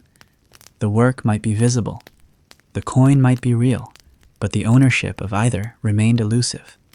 You remember the cobbler's wife who ran the books? She handled customers, took orders, weighed leather and wax. She knew the cost of every item in the shop, how much was owed to the tanner, how much was marked for taxes, how much could be saved. But when the scribe came to record the household's earnings for tithe or fee, he only wrote the cobbler's name. She stood beside the ledger, but never inside it. There was another woman, older, unmarried, childless, who made soap from sheep tallow and lavender. She sold it at market for 3 decades. Everyone knew her stall. Her soap was considered cleaner, her scent gentler. But when she died, Her small earnings vanished into a dispute between distant cousins, none of whom had ever lifted a ladle. Her trade had survived a plague and 2 famines, but it could not survive the lack of a man to claim it. You watched and you learned. You stopped asking where the coin went after a while. You stopped counting what wasn't counted for you, but part of you still felt its absence. You began to notice the weight of not having, the longing to buy something small for yourself, a ribbon, a comb, a slice of honeyed bread from the baker's son, and realizing, again, that the decision didn't belong to you. Not because the money wasn't in the house, but because it wasn't yours to reach for. Reflective interlude. You didn't need much, only enough to prove that you existed in the economy of your own life. You began to hide small pieces of labor, a few eggs set aside, a scrap of fabric sold quietly, a bundle of herbs exchanged for copper behind the well. You didn't steal. You simply rerouted as a river might shift after too many stones are thrown in its path. You called it keeping, not hoarding, not defiance, just keeping.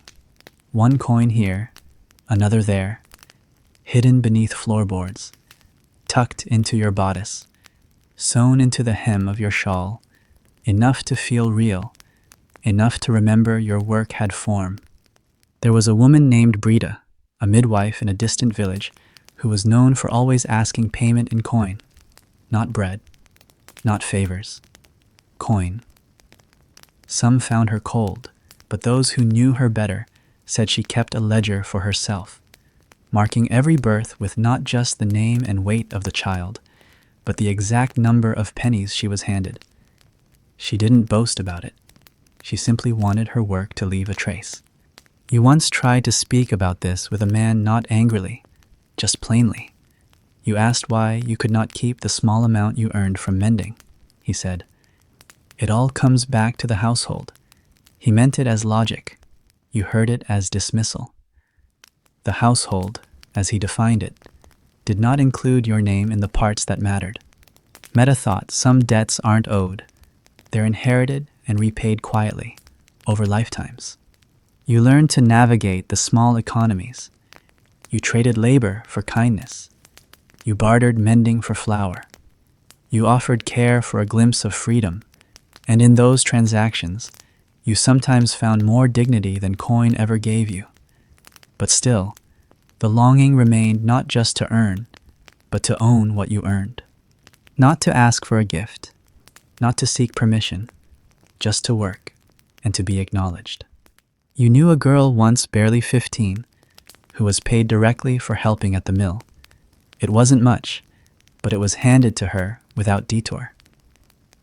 She held the coin for an hour before giving it to her mother, not because she had to, but because she chose to. That hour, she said, was the first time she felt like a full person. She didn't spend it. She just held it. That was enough. As rhetorical reflection. Can you truly call something yours if your fingers never have time to feel its weight? Even now, when you kneel by the hearth or scrub the same corner of the floor for the 3rd time in a day, you think about what it would mean to be paid not out of charity, not as a token, but as an acknowledgement of effort. You don't want luxury. You want fairness, not riches, just a coin that remembers the hands that earned it. You begin to teach the younger girls to ask. Not to demand, that's too dangerous, but to ask. You tell them to notice the value of their time, of their backs bent over labor. You remind them that coin is not the only currency, that respect, voice, and freedom must also be earned, and sometimes they begin with something as small as a question asked clearly, without shame. You save 1 coin, a crooked little piece of silver, misshapen, old. You don't spend it. You keep it as a promise, buried in the lining of your apron, where your hand can touch it sometimes when no one is looking. If the quiet held you longer than you meant, just say so. Even now, the city itself pulsed with sound. Carts creaked down narrow lanes. Bells rang from towers at uneven intervals.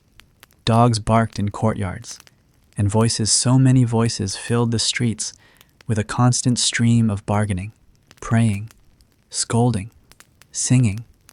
But even above that din, there was a different kind of silence, one that existed not in the absence of noise, but in the weight of exclusion.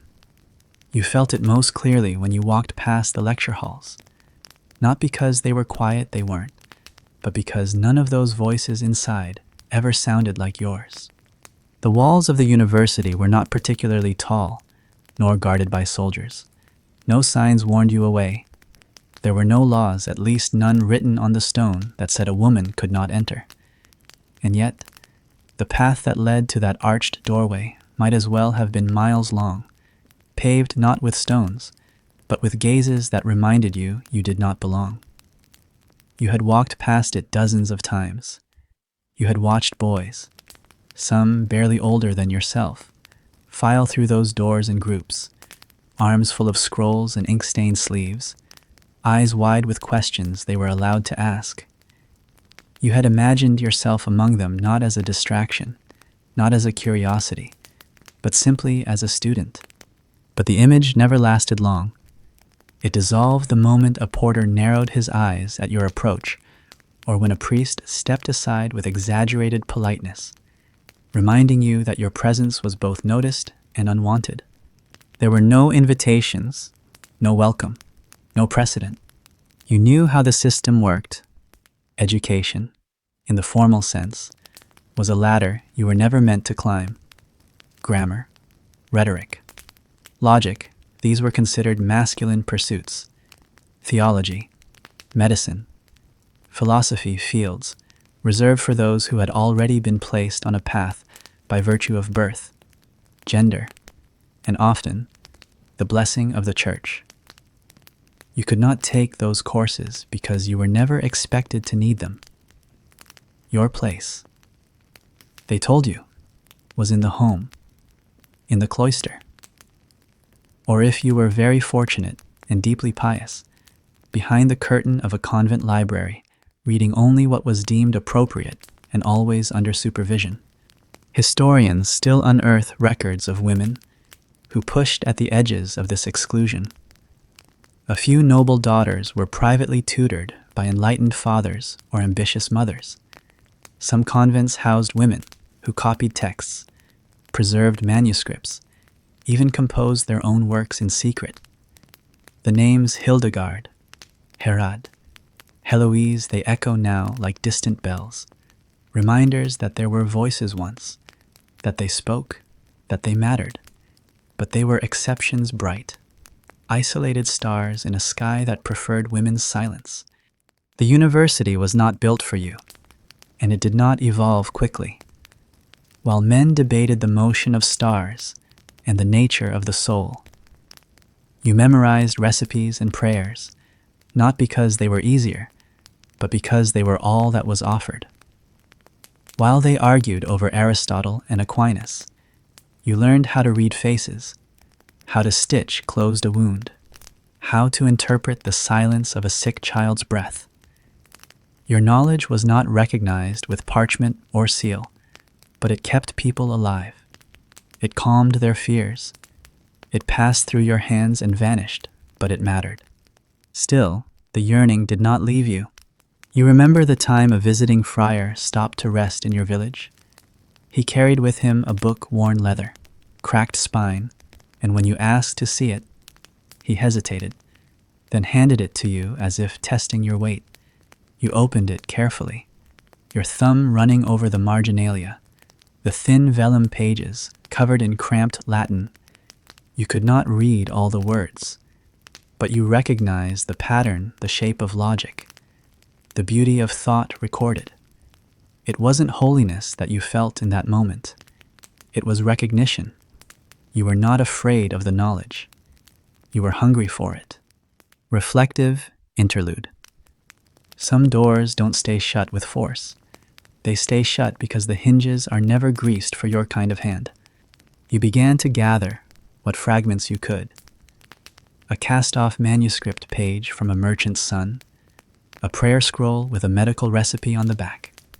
You stitched them into your life like contraband. You practiced writing in the dirt, copying letters you had seen carved into headstones or etched onto church banners. You asked questions not of priests, but of the old apothecary woman, the traveling tinker, anyone who seemed to know something you didn't. You pieced together a kind of education out of scraps, like a quilt made from torn sleeves and discarded lace. It didn't look like scholarship, but it was learning all the same. You once sat behind a chapel wall and listened to a lecture through the stone, muffled, broken, difficult to follow. You stayed for hours, just to catch the tone, the rhythm, the rise and fall of a voice that was allowed to teach. You didn't need to understand every word. You just needed to know that someone was speaking them. There was a woman older than you, a widow, who had once lived in a larger town, who had been taught to read by her husband. She taught you how to read a little Latin. You paid her with bread and mended gloves. She was cautious, always looking over her shoulder, afraid that someone would think she was trying to act beyond her place. But in the glow of candlelight, hunched over scraps of parchment, you learned, slowly, haltingly, you learned. Meta thought, you're not here to understand, just to notice what the dust chose to hide. And you noticed. You noticed the way knowledge, when hoarded, becomes brittle. The way the men who spoke so loudly about reason often turned quiet when asked to explain it to someone who wasn't meant to ask. You saw how education became not just a tool, but a gate, not only separating the learned from the unlearned, but elevating the very act of exclusion into something sanctified. You did not rebel. You could not afford to, but you did not forget. And in the quiet hours, when your chores were finished and the fire burned low, you studied, you listened, you remembered. You held lectures of your own in your mind, reassembled from overheard sermons, borrowed phrases, glimpsed diagrams on traveling monks' charts, rhetorical reflection. If wisdom lives in silence, who decided whose silence mattered? And though you would never sit at a university bench, never be called magistra, never argue before a crowd, you still became a teacher. You taught younger girls how to keep accounts, how to read basic symbols, how to spot lies in a traveling peddler's promises. You taught them not to apologize for curiosity. You told them that questions were not sins, even if the answers were withheld. One of them, you still remember her name, asked why women weren't allowed in the lecture halls. You didn't lie. You told her it was because men feared distraction, disorder, temptation. But more than that, you said, they feared being watched as they studied things they did not truly understand. She laughed, and in her laughter, you heard something dangerous and beautiful, a mind-opening. You kept a small box beneath your bed, filled with notes, written in your own hand, recipes, observations, copied stanzas from songs, a catalog of plants you'd used for fever, a diagram of the stars. You didn't call it a book. You didn't name it anything, but you wrote in it often, and in doing so, you claimed something that could never be granted the right to think, to record, to remember. If you've started slipping out of it, keep going. The past barely noticed you were here. When they died, you cried quietly. You folded your mourning into movements, the laying out of linen, the smoothing of the brow, the careful closing of the mouth that had once told you stories, scolded you, laughed beside you. You carried the weight of sorrow as you carried most things, in silence, in gestures, in the long inhalations between tasks. Death was not foreign to you. It lived close. But when it came time to name that grief aloud, to share memory or meaning in the presence of others, you were expected to step aside. The funeral was not your moment. You could attend, you could weep, provided it was in the correct proportion visible, but not disruptive. You could walk behind the procession, your head lowered, your veil drawn. You could place a sprig of rosemary near the body, or a candle near the altar, but you could not speak, not from the front, not as a voice, not with the authority of interpretation. The men would do that. It did not matter whether you knew the deceased better, or longer, or more intimately. It did not matter whether your sorrow came with layers that could not be unraveled in public. The eulogy, if there was one, would be delivered by a priest or, if it was a lay burial, by the eldest male of the family. It was not personal. It was tradition. And tradition, like the weight of the grave, did not easily make space for exceptions.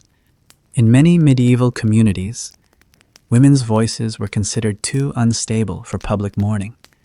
It was believed that women, governed by emotion rather than reason, might say something unseemly, might upset the balance of sacred rite, might make their own pain more visible than the communal loss. There was fear, too, that a woman's memory might differ too much from the sanctioned story, that she might speak not of the good death, but of the long suffering that preceded it, not of virtue, but of the petty cruelties that only she had witnessed behind closed doors. Historians still argue over the rigidity of this silence, whether women truly never spoke in funerals, or whether their voices simply weren't recorded. There are traces, here and there laments preserved in oral tradition, keening verses passed from mother to daughter, fragments of funeral songs carried across generations.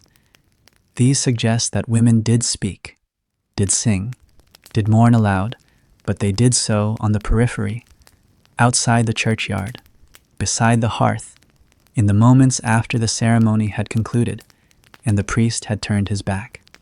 You remember one such voice.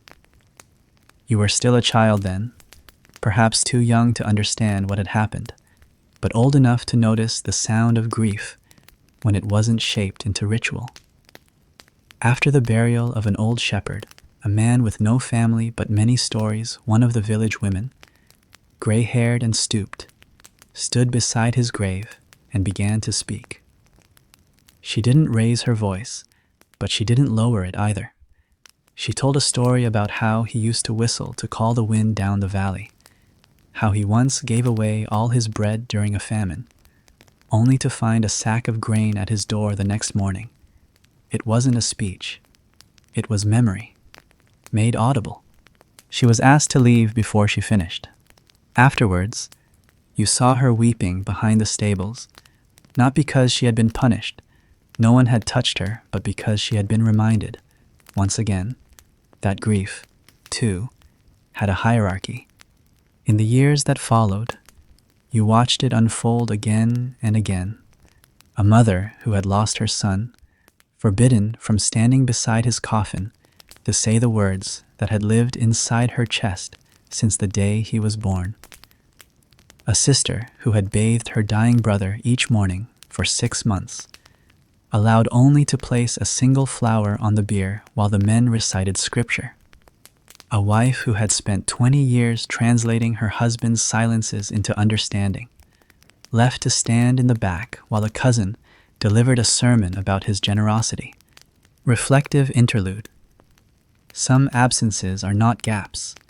They are deliberate spaces, made so no one else can enter. You began to prepare your own grief in private. You composed small sentences in your mind not to be spoken, but to be carried. You collected memories like stones in your pocket, each with a texture, a shape, a weight. You practiced mourning in movements, the way you arranged the bed the morning after, the way you lit the candle just before dusk, the way you tied the black ribbon not too tightly, not too loose. It was your own ritual, one that no one had taught you, but which made more sense than the formalities observed in public. You taught others, too, quietly. You taught them to find the words that would never be said aloud, to shape them into prayers, or songs, or gestures. You told them that even if their grief was not seen, it was real. That memory did not require a platform to persist. Meta thought, you don't have to be heard to be remembered, but it helps. There was a time, not so long ago, when someone you loved deeply died. It wasn't sudden. The sickness had crept in like fog, slow and heavy. You had cared for them, washed their hands, fed them broth, watched as they slipped further from this world. You had said goodbye 100 times before the final breath came, but still, when the day of burial arrived, you found that you had no place. You stood at the back, near the stone wall where moss grew. You watched the priest fumble through a generic blessing. You listened to a neighbor read a passage about virtue, charity, good reputation. You kept your face still, but inside, you were saying something else entirely, a litany of truths that had nothing to do with public approval, and everything to do with shared breath, shared silence, shared time. You whispered them later, alone, in the garden, to no one and everyone. If none of this is making sense anymore, you're exactly where you should be. You understood, then, that grief was not meant to be tidy. It didn't belong in a script, and that the denial of your voice in mourning was not just about decorum. It was about power, about who gets to name the dead, about who controls the narrative of a life, especially when that life has ended and can no longer contradict the version being told. You refused, in your own quiet way, to let that be the only story. You began to keep a book nothing ornate, just a bundle of pages bound with thread, where you recorded the names of those you'd known, and the truths that would never be spoken over them in church. Not slander, not secrets, just honesty.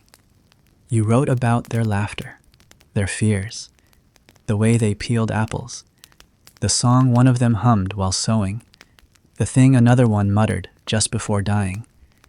You preserved them, not with sanctified words, but with human ones.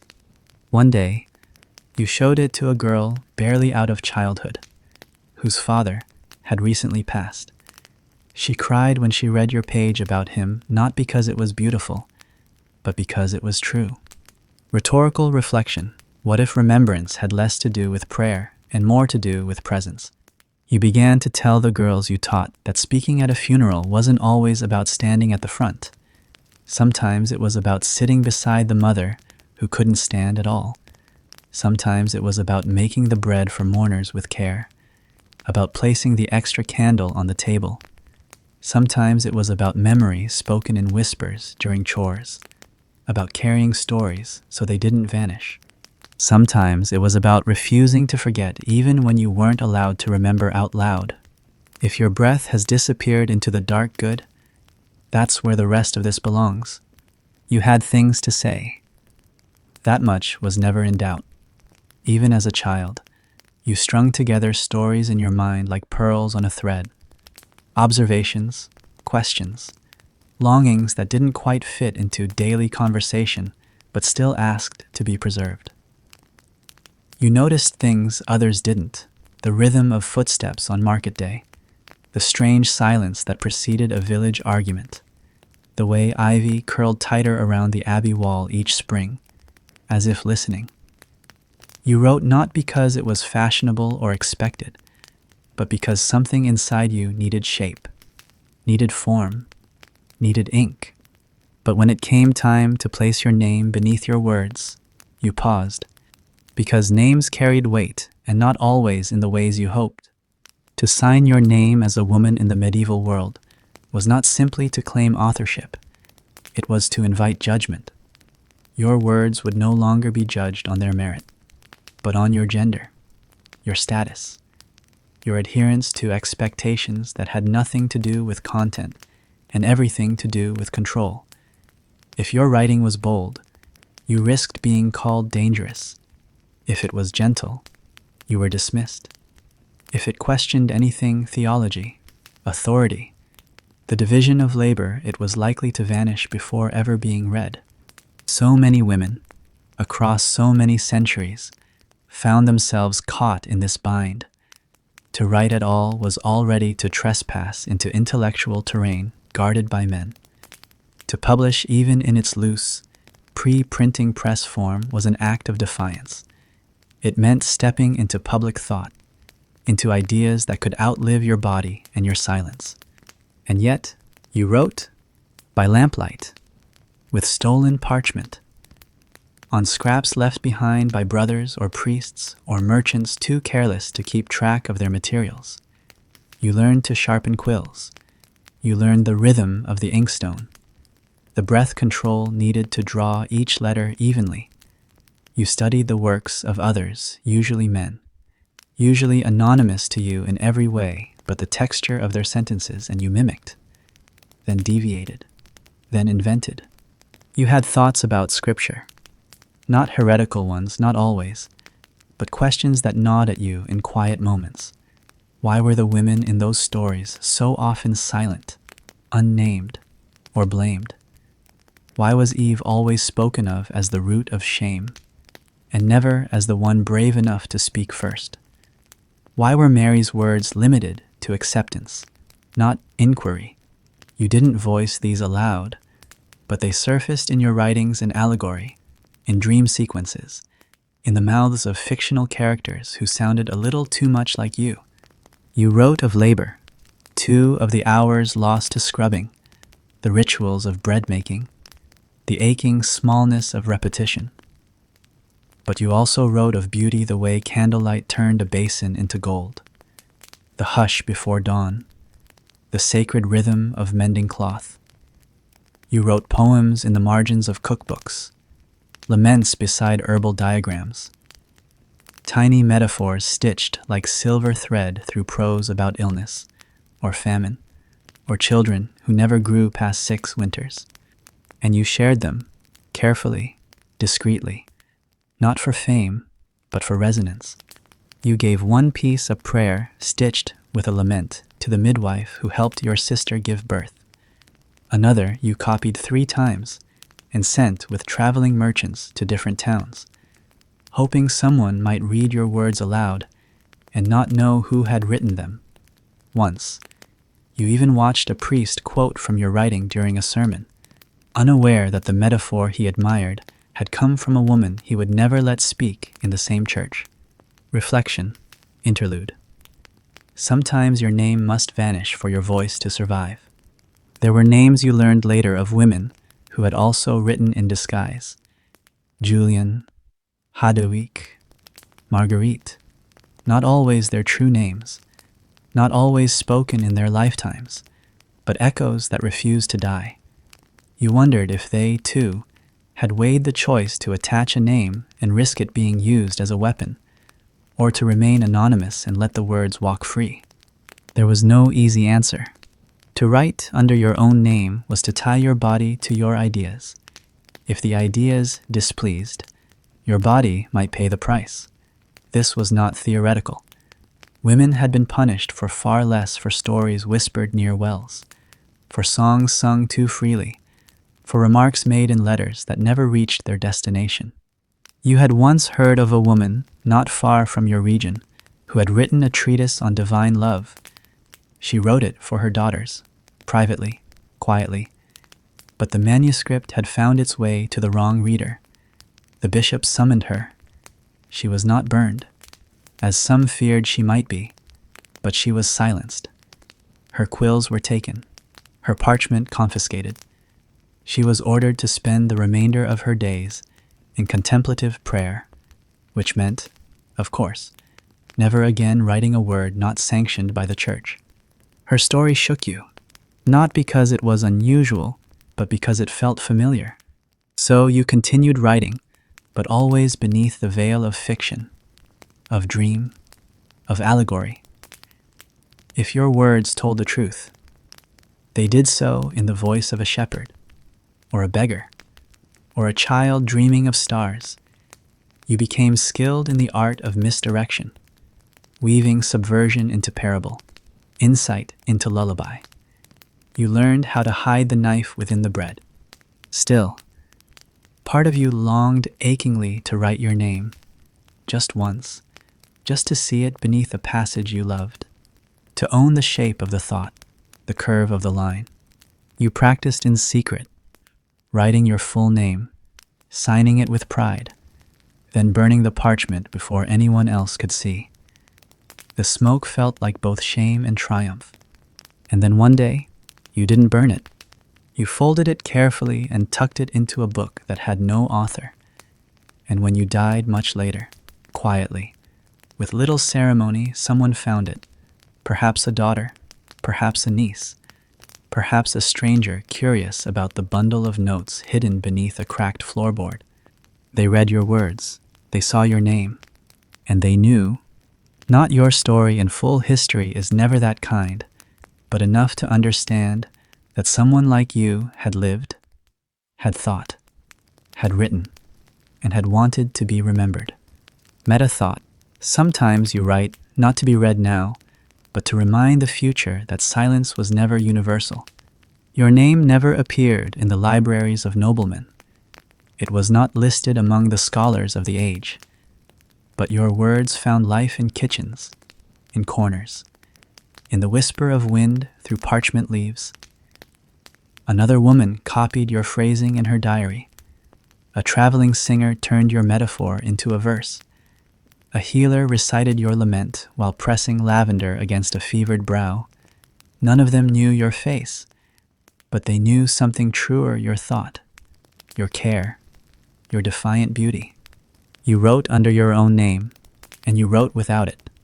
Both were acts of survival. Both were acts of belief that what you had seen mattered, and that it could live beyond you. Rhetorical reflection. If truth wears a mask to survive, is it still truth, or is it something sharper? And so you return to the same choice. Night after night, will you write again? Will you shape what you saw today? The mother who grieved silently at market, the child who asked a question no one answered, the owl that flew silently above the chapel roof into words. And if you do, what name will you give those words? If it is not your own, may it still carry the tenderness of who you were. If it is your own, may it be read with the reverence of someone rediscovering a voice that had always been there, just quietly waiting behind the vellum. You reach for the ink, not for the world, not for power, but because the story is still breathing. Even if no one ever reads it, it lived. And so did you. The marriage bed had cold corners long before the warmth left your body. You remember the day the vows were spoken not for their sweetness, but for the weight of their silence. You were young, perhaps too young to name the unease curling in your chest, and yet old enough to understand that your consent was ceremonial, not binding. The ceremony had been brief, the feast modest, the eyes on you unrelenting. No one asked if your heart stirred at the sight of the man across from you. They only asked if the dowry had been paid in full, if the family lands would remain secure, if your womb might prove fertile enough to make it worthwhile. It was not uncommon. In fact, it was expected. Women were given, not asked. They were promised, not promised to.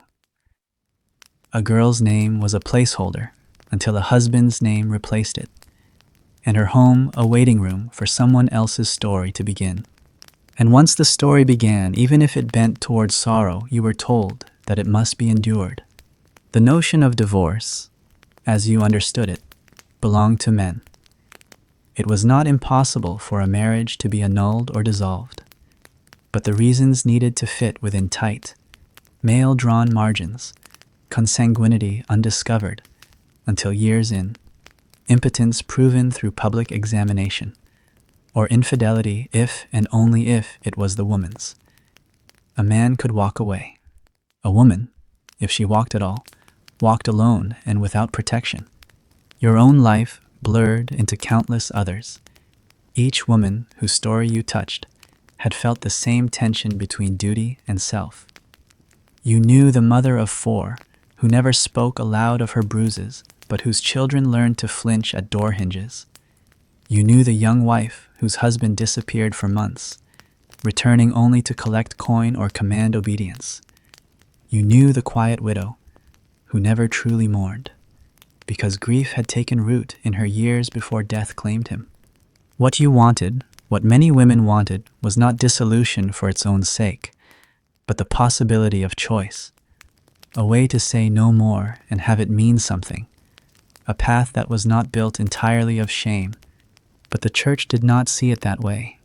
Marriage was a sacrament, a covenant, a holy bond that could not be untied except in the rarest of circumstances, and even then, only by those with spiritual and legal authority. The church viewed marriage not as a partnership, but as a structure, one that reinforced order. A woman seeking freedom threatened that structure. For if one woman could leave, perhaps others would follow. Perhaps others would question the terms of their silence. Perhaps the architecture itself would crack. And so they made it hard, purposefully hard, to file for annulment. You would need witnesses, documentation, testimony. You would need to convince clerics that the union had never been valid in the first place, that it had been built on a lie of identity, of legitimacy, of capacity.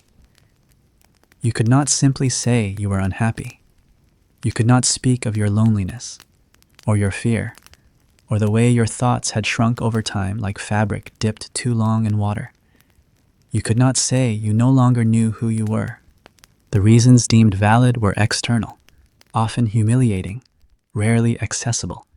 And if you pursued them, if you endured the scrutiny, the hearings, the questions, the outcome was never guaranteed, even in success. Your freedom came wrapped in judgment. You were no longer wife, but not quite woman either, not in the eyes of society. A woman unclaimed was a woman suspect, and though you might regain your legal personhood, you often lost your standing, your security, your place. The church did allow certain exceptions, noble women seeking political realignment, heiresses manipulated into unwanted matches, victims of extraordinary cruelty if proven by male witnesses. But even these cases dragged for years. The process was expensive. Few women had the literacy, the resources, or the protection to attempt it. Fewer still had the energy to endure the consequences. So most did not file. They endured. You endured. But you did not forget. You learned to find slivers of control elsewhere in the raising of your children, in the quiet resistance of your own thoughts, in the secret preservation of your own story. You kept a record not legal, but emotional, of every night you sat alone while your husband feasted with others, of every time your words were met with laughter, not delight, but dismissal. You wrote it down in the margins of cookbooks, in the hem of garments, in the ways you taught your daughters to recognize discontent, not as weakness, but as a warning. Reflective interlude. Survival is not always escape. Sometimes it is remembering how long the bars have been there. There were rumors, of course, women who had run away, women who had disappeared into cloisters, into forests, into other people's stories. You heard of one, a healer, who faked her own death to flee a violent husband. She was said to live in the northern hills now, healing wounds that others could not speak of. You never knew if it was true. But the idea itself comforted you, that somewhere, beyond the reach of decree and doctrine, freedom could exist in living form. Sometimes the church annulled a marriage, not because the woman begged for it, but because the man wanted to remarry for gain. Those cases moved quickly. The pain, when it came from above, did not need to be justified. But when it came from below, from a woman who bled or wept or simply changed it, needed evidence, proof, endurance. And so you endured. Meta thought, when the only path to freedom is paved with humiliation, Many choose to stay chained, not from weakness, but from exhaustion. You did not call it resignation. You called it adaptation. You found ways to survive the absence of affection. You built small rituals that had nothing to do with him, a morning walk among the fig trees, a prayer whispered not for salvation, but for clarity, a song you hummed while mending socks that reminded you of who you'd been before his name covered yours. And you spoke, quietly, to others, not to foment rebellion, not to enrage, but to remind them that their feelings were not madness, that what they noticed, the sharpness of neglect, the chill of coerced obedience, was real. You taught them that there were names for things that had once gone unnamed, that even if the law would not protect them, knowledge might. You taught them to read, if only a little, to write, if only initials, to keep journals, to learn herbs not just for healing but for memory, to listen to each other's stories and say, yes, that, too, was me. Some asked you if it was dangerous, and you said silence was dangerous, too. You outlived your husband. It was not something you celebrated, but it was something that changed you. Widowhood, strange as it seemed, gave you more freedom than marriage ever had. No man could now speak on your behalf, nor claim the labor of your hands as his own. You could attend gatherings without justification. You could reject proposals with impunity. You could breathe. And yet, you knew it was a freedom that came too late. You tried to pass it forward, not just the condition of widowhood, but the spirit of refusal. You wrote letters for women who could not read. You listened to the complaints of girls barely into adulthood who feared the men their fathers had chosen. You helped one woman shaking, breathless leave in the middle of the night with nothing but a satchel and a second name. You never told anyone. You didn't have to. Sometimes helping was quieter than that. Rhetorical reflection. What is a vow if spoken under pressure and held with fear? And now, when you sit by the hearth and the night grows long, you think of the marriages still sealed in silence, of the women who lie beside men they do not love, cooking meals they do not taste, bearing children they never chose. You think of them not with pity, but with fierce recognition. You were one of them. You might have remained one of them if not for time, for grace, for the small rebellious acts you carried in your chest like embers. You still believe in love, but only the kind freely chosen, freely ended, and freely mourned. And you believe in vows, but only the kind that can be spoken without trembling. If you're still here, still listening, perhaps you, too, have known the cold echo of a promise made by someone else's hand. Perhaps you've wondered whether endurance is the same thing as devotion. It isn't. Let the candle burn low tonight. Let the silence be yours for once, not imposed, but invited. The doors may not have opened for you then, but the lock was never moral, only structural. And anything built by men can, in time, be unbuilt. The wind didn't care if you were a woman. It wrapped around your arms the same way, caught in your hair the same way, lifted your breath and flushed your face, just like it did the boys. And the horse, your horse, if you were lucky enough to have one, knew your hands, not your gender. It responded to touch, to voice, to pressure. It galloped, not for titles, but for rhythm. In the saddle, you felt it a space where your body answered only to motion, not to law. But the eyes watching from the hedgerows did care. The priest shaking his head as you passed. The stable boy smirking when you adjusted the stirrups. The aunt whispering to your mother that a woman riding astride was already halfway to ruin. They cared very much. And so you learned to ride, but quietly. There was a field behind your family's barn, hidden between 2 rows of hedges, thick enough to block the view from the road. It wasn't much patchy grass, uneven terrain, but it was yours.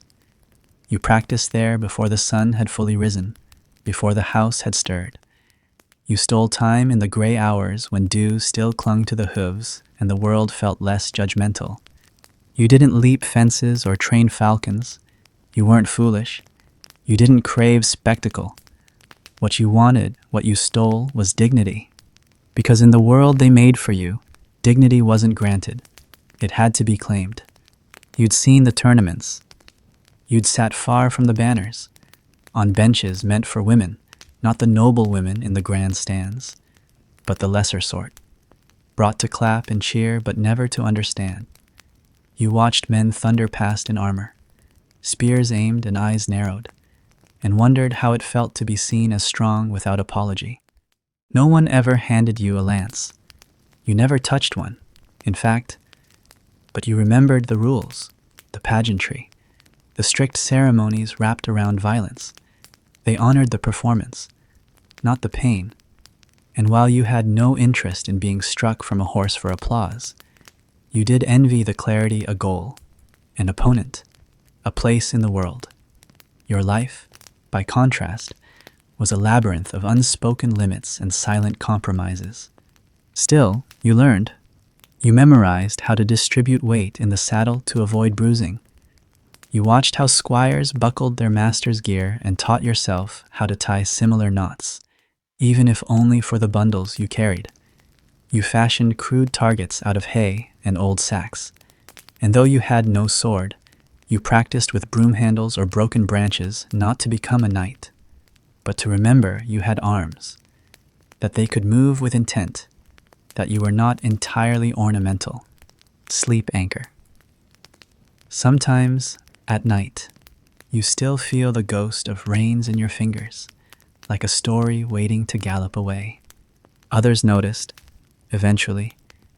They always did. The neighbor boy who told his father he saw you vault a fence.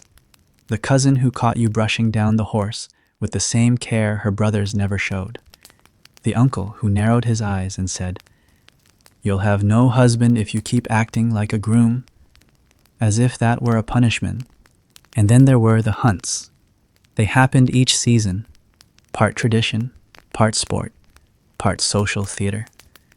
The men prepared as though for war boasting, sharpening blades, dressing in the finest cloaks trimmed with fox or ermine. The women embroidered handkerchiefs to give their favored riders. You embroidered too, but not for anyone else. You sewed a small wolf into the hem of your shift, close to the skin, not because you longed to be wild, but because it reminded you that somewhere beneath the surface, you still had teeth. You weren't invited to the main hunt, of course. No woman was, unless she rode at the back to observe or serve wine after. But there was another hunt unofficial, unwatched among the forest edges and bramble paths, where young girls chased rabbits on foot or rode bareback in pairs, daring each other to laugh too loudly. That hunt wasn't about prey. It was about pretending the world had forgotten its rules, if only for an hour. You knew of noble women who rode. Some even hunted. Eleanor of Aquitaine was said to have joined falconers and hawks, dressed in armor, led men into battle. But those stories always came with caveats, with whispered suspicion, with the inevitable fall. Power was allowed to visit women briefly, but never to settle. Those who rode too boldly were eventually forced to dismount. Still, the stories mattered. They were proof, not of equality, but of possibility. You clung to possibility. Meta-reflection. What makes a right? A law, or the memory that you once did it before anyone told you not to. You once helped tend a soldier's horse after it returned riderless from war. It was shaking, foam on its flanks, one hoof injured. You approached slowly, calming it with sound and steady touch. The stable master watched, surprised. "You've a way with beasts," he said, before correcting himself. "With horses, I mean." But the slip had already told you what he saw. You didn't mind. You'd rather be mistaken for a beast than for something breakable. When your sister married a man who boasted of his hunting trophies, you gave her a small sketch of fox, curled in sleep, unpinned. She wept, though you didn't know if it was for the fox or herself. Not all men were cruel, but many believed that to ride well was a kind of arrogance in a woman, as though balance in the saddle implied imbalance in the home, as though confidence outdoors translated to rebellion indoors. They conflated motion with danger not for you, but for them. And so you moved in secret. You rode when fog still clung to the hedgerows. You practiced turns when the fields were empty of workers. You whispered to your horse not in command, but in partnership. You apologized to no one. You never wore armor, but one day, you stitched a leather panel beneath your bodice, just enough to stop a thorn or a careless blow. You called it your skin. It made you taller somehow. Rhetorical meditation. If a woman rides into the woods and no one sees her, does she still defy the order? Yes, because your body knew, your heart knew, your limbs carried the memory. And years later, when you were older, when your hair had silvered and your spine ached, you stood beside a girl just learning to ride. She asked if it was true that women never hunted, never joined tournaments. You told her some didn't. Some weren't allowed, but others did quietly, fiercely, unrecorded. You handed her the reins and said, "Sit tall." She did, and somewhere between her heels and the stirrup, between the sun and her breath, you remembered yourself. You remembered not the rules, but the gallop. The manor sat heavy on the hill like a slumbering beast, slate-roofed and brooding, its chimneys coughing smoke into the twilight. You had walked its corridors since you were old enough to reach the brass door handles, memorizing every creak in the floorboards, every scent that bloomed in the herb garden come spring.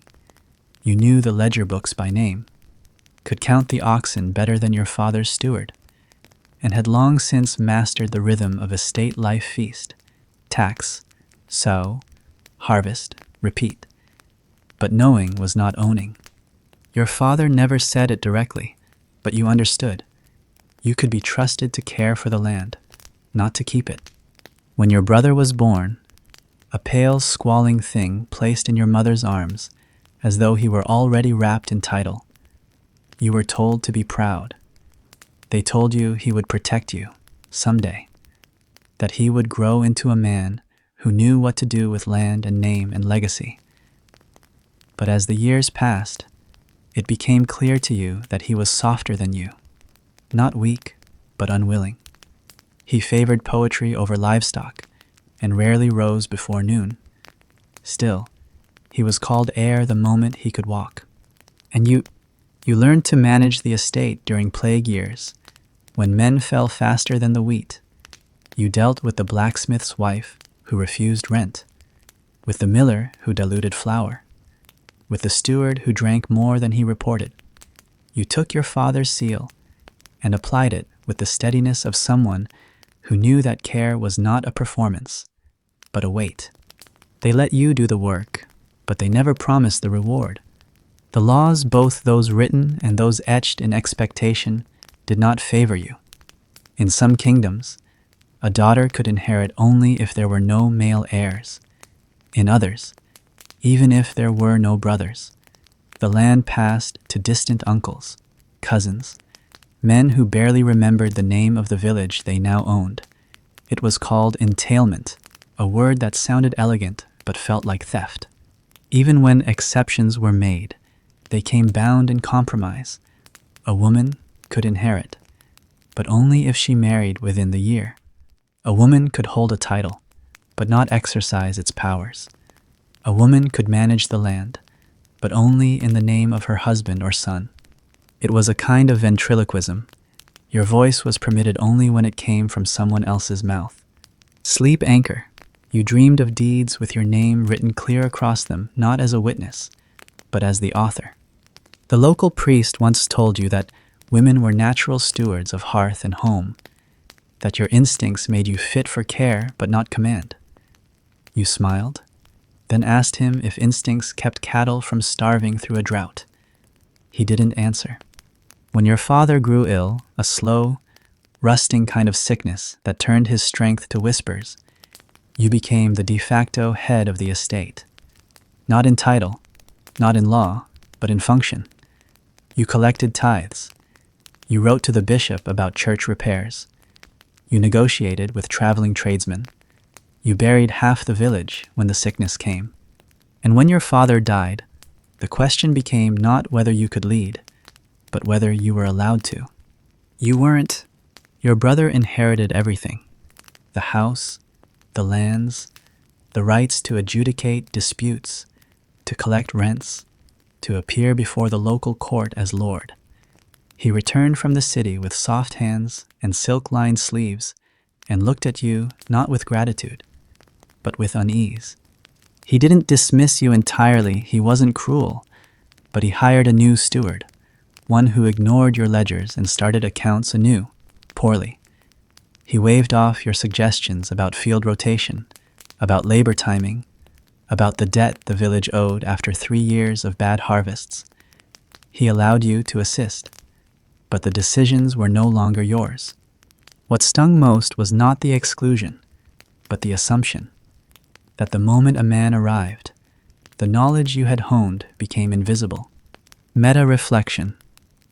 Inheritance, in your world, was not the passing of land, it was the passing of permission. You remembered Lady Isolde, the woman from 3 valleys over, whose husband had died in battle. She'd taken over his estate and run it for 6 years until a cousin emerged and claimed her stewardship illegitimate. The cousin had never so much as stepped foot on the land, but he was male, and that was enough. Lady Isolde disappeared after the hearing. Some said she remarried and moved to France. Others whispered darker endings. You remembered her gaze at the trial clear, furious, dignified. And you remembered how they spoke over her. There were always stories. Women who dressed as men to ride in war and returned to find their lands given away. Widows who held castles during siege, only to have the keys taken by their sons. Noble daughters married off to men of lesser wit, then forbidden from correcting their husbands' costly mistakes. And always, the land watched. It did not care whose name was on the deed. It grew beneath your feet, regardless of permission. Rhetorical thought. What good is bloodline, if the blood is never enough to be believed? You once carved your name into a beam in the grain shed, not large, just enough. It was a place no one would notice unless they looked hard. You ran your fingers over it each season. When spring came, and again at harvest, you needed to remember it was yours, if not in parchment, then in memory. Your mother rarely spoke of inheritance, but you knew she had lost something once. A manor, perhaps, or a meadow, or just a chance. She carried the ache with grace, but it was always there, in the way her eyes lingered on maps, or in how she taught you to read numbers before letters. One winter, your brother left for the capital. He stayed 2 years. You managed the estate again in his absence. The people came to you, not because you demanded it, but because you listened. You fixed the well, organized winter grain distributions, settled a long-standing boundary dispute without drawing a sword. You wrote reports to your brother, and he signed them, and they were sent to court as though they were his words. It was a performance, but at least it functioned. And yet, when he returned, he brought a wife, a noble daughter from a family known for its jewelry, not its judgment. She arrived with trunks full of lace and opinions about wallpaper. She called you dear, as if patting the head of a loyal hound, and you felt the walls of the house close in. He handed her the keys not to the land, but to the household, the kitchens, the guest lists, the rhythms of daily life that you had kept humming through pestilence and drought. So you did what many women before you had done. You retreated, but not in defeat.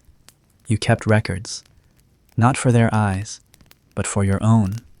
You wrote of the fields, of their moods, of the tenants, and their struggles. You traced lines of inheritance that predated their claims. You noted where the legal lines blurred, where the evidence was thin. You compiled maps. You copied parchments. You began to teach the blacksmith's daughter how to do the same. Not because you expected revolution, but because the truth must be ready when the world is, and sometimes the world turned. A war came. Your brother was called away. His wife fled to her family's manor. The estate faltered. And once again, the people turned to you not with ceremony, but with necessity. And you answered, "Sleep, anchor. The house is quiet now." You walk its halls not as a ghost, but as something older, a memory wearing flesh. You know that when he returns, he will resume his role. The law will support him, but he will find the house intact, the fields ordered, the people calm. He will find his title preserved by the one it passed over. And perhaps, one day, the words will change. The parchments will bear names like yours, not in footnotes, but in banners. But even if they don't, you will have known, not just believed, but known that your worth was never conditional. The land knew you, and in time, it will remember. There are few things heavier than truth in a world that does not wish to carry it, especially when that truth comes from a woman, and not a woman of title, cloister, or court, but one with dirt beneath her nails and nothing but her word to offer. In the age where ink was rarer than blood, and the word of a man could slice cleaner than a blade, your voice was both your only weapon and your greatest risk. You were taught early, speak gently, or not at all. Practice your stories not for eloquence, but for believability. If something happened, something that bruised the skin, that quieted the room, that changed how you looked at a man who used to smile then, you must choose your next breath with care, because what you said might not only be ignored, it might be punished. And so you rehearsed, not because you were deceitful, but because the truth on its own was never quite enough. You learned to smooth your face, to calm your hands. You practiced the rhythm of your speech so it did not tremble, lest they call it hysteria. You removed unnecessary details, knowing that too much memory could sound like invention. You learned to look not too directly into the eyes of your accuser, but not away, either. Always just enough, always just right. You lived in a world where confession was meant to be humble, contrite, cloaked in shame. But sometimes your truth came dressed in rage, in grief, in wounds still open. That, they said, was unbecoming. If you spoke of a theft, your honor, your coin, your time, the first question was always, "Are you certain?" The second was, "What did you do?" And the third, left unspoken but loud as thunder, "What did you expect?" It was not just the courts where doubt lived. It crept into chapels, into kitchens, into the faces of other women who had learned too well that siding with you might be dangerous. They had been burned once, or they had seen another be burned, and silence seemed like safety. It was a myth, of course, but one that lingered. You remember the girl in the village, the one they whispered about. She claimed the reeve had taken liberties, that her refusals had been met with fists. She bore bruises, but they said she was clumsy. She wept, but they said it was for attention. She named him, and they said his name was too important to tarnish. She vanished after winter. No one asked where. The house she'd lived in fell in on itself the following year, and even the weeds seemed unsure about growing there. Sleep, anchor. You sometimes wake from dreams where your voice echoes into empty halls, unanswered, as if the world itself turned its back on sound. When you were young, You believed that confession was a kind of cleansing something sacred. The priest said that God already knew, and that confession was for your own peace. But you noticed how his penance weighed differently on tongues depending on who spoke. The shepherd who stole meat from the Lord's table got 3 Hail Marys. The girl who kissed a stable hand behind the shrine was told she had lost her purity and must fast for a fortnight. You began to suspect that confession wasn't about the truth. It was about maintaining a story, one in which you played a predictable role, preferably one that ended in apology. You told a truth once, not even a scandalous one, just a small thing, that a local official had taken more than his due during collections. You had seen it, counted it, noted it. You said so. The steward accused you of jealousy. The clerk called it confusion. The official smiled and said that numbers were difficult for women. You stopped speaking about it, but you never stopped remembering. Later, you began to understand the architecture of disbelief. It was not accidental. It was built, brick by brick, out of fear and convenience. Believing a woman meant responsibility. It meant upsetting order. It meant questioning those who held power, and that, for most, was too expensive a truth. Meta-reflection. You sometimes wonder what would happen if every woman in the village spoke one truth at the same time. Would it collapse the church, the court, or simply go unheard like the wind through the bell tower? The older you grew, the more skilled you became at measuring silence, not just your own, but others. You learned that a quiet glance at the wrong moment could be more revealing than a scream, that a mother pausing too long when asked about her daughter's injury often said everything, that the way a woman lowered her gaze when her husband entered the room was a confession with no words at all. But still, there were moments you could not prepare for, times when truth burst out unpracticed after a funeral, after a festival, after a man touched your arm too long while calling you child, moments when your voice did not wait for strategy. And in those moments, you watched the faces around you stiffen, not with concern, but with the effort of rewriting what they had heard. It was exhausting, carrying not only the truth, but the burden of making it acceptable. And yet, you carried it. You told the young girls, if something happens, tell me first. Not because I can fix it, but because I will believe you, and that is a kind of fixing. You kept a ledger in your mind of slights, of cruelties, of denials, not for revenge, but because forgetting would be a second injury. You wrote your truths in private, sometimes in the margins of recipe books or behind cupboard doors. You etched them in places no one would think to look. You told the trees. Rhetorical meditation. If a truth is told and no one believes it, is it still sacred? You think it is, because sacred things are often hidden, bruised, and hard to hold. There were rare moments when someone did believe you. A grandmother who listened, then held your hand for longer than expected. A neighbor who brought you broth without asking questions.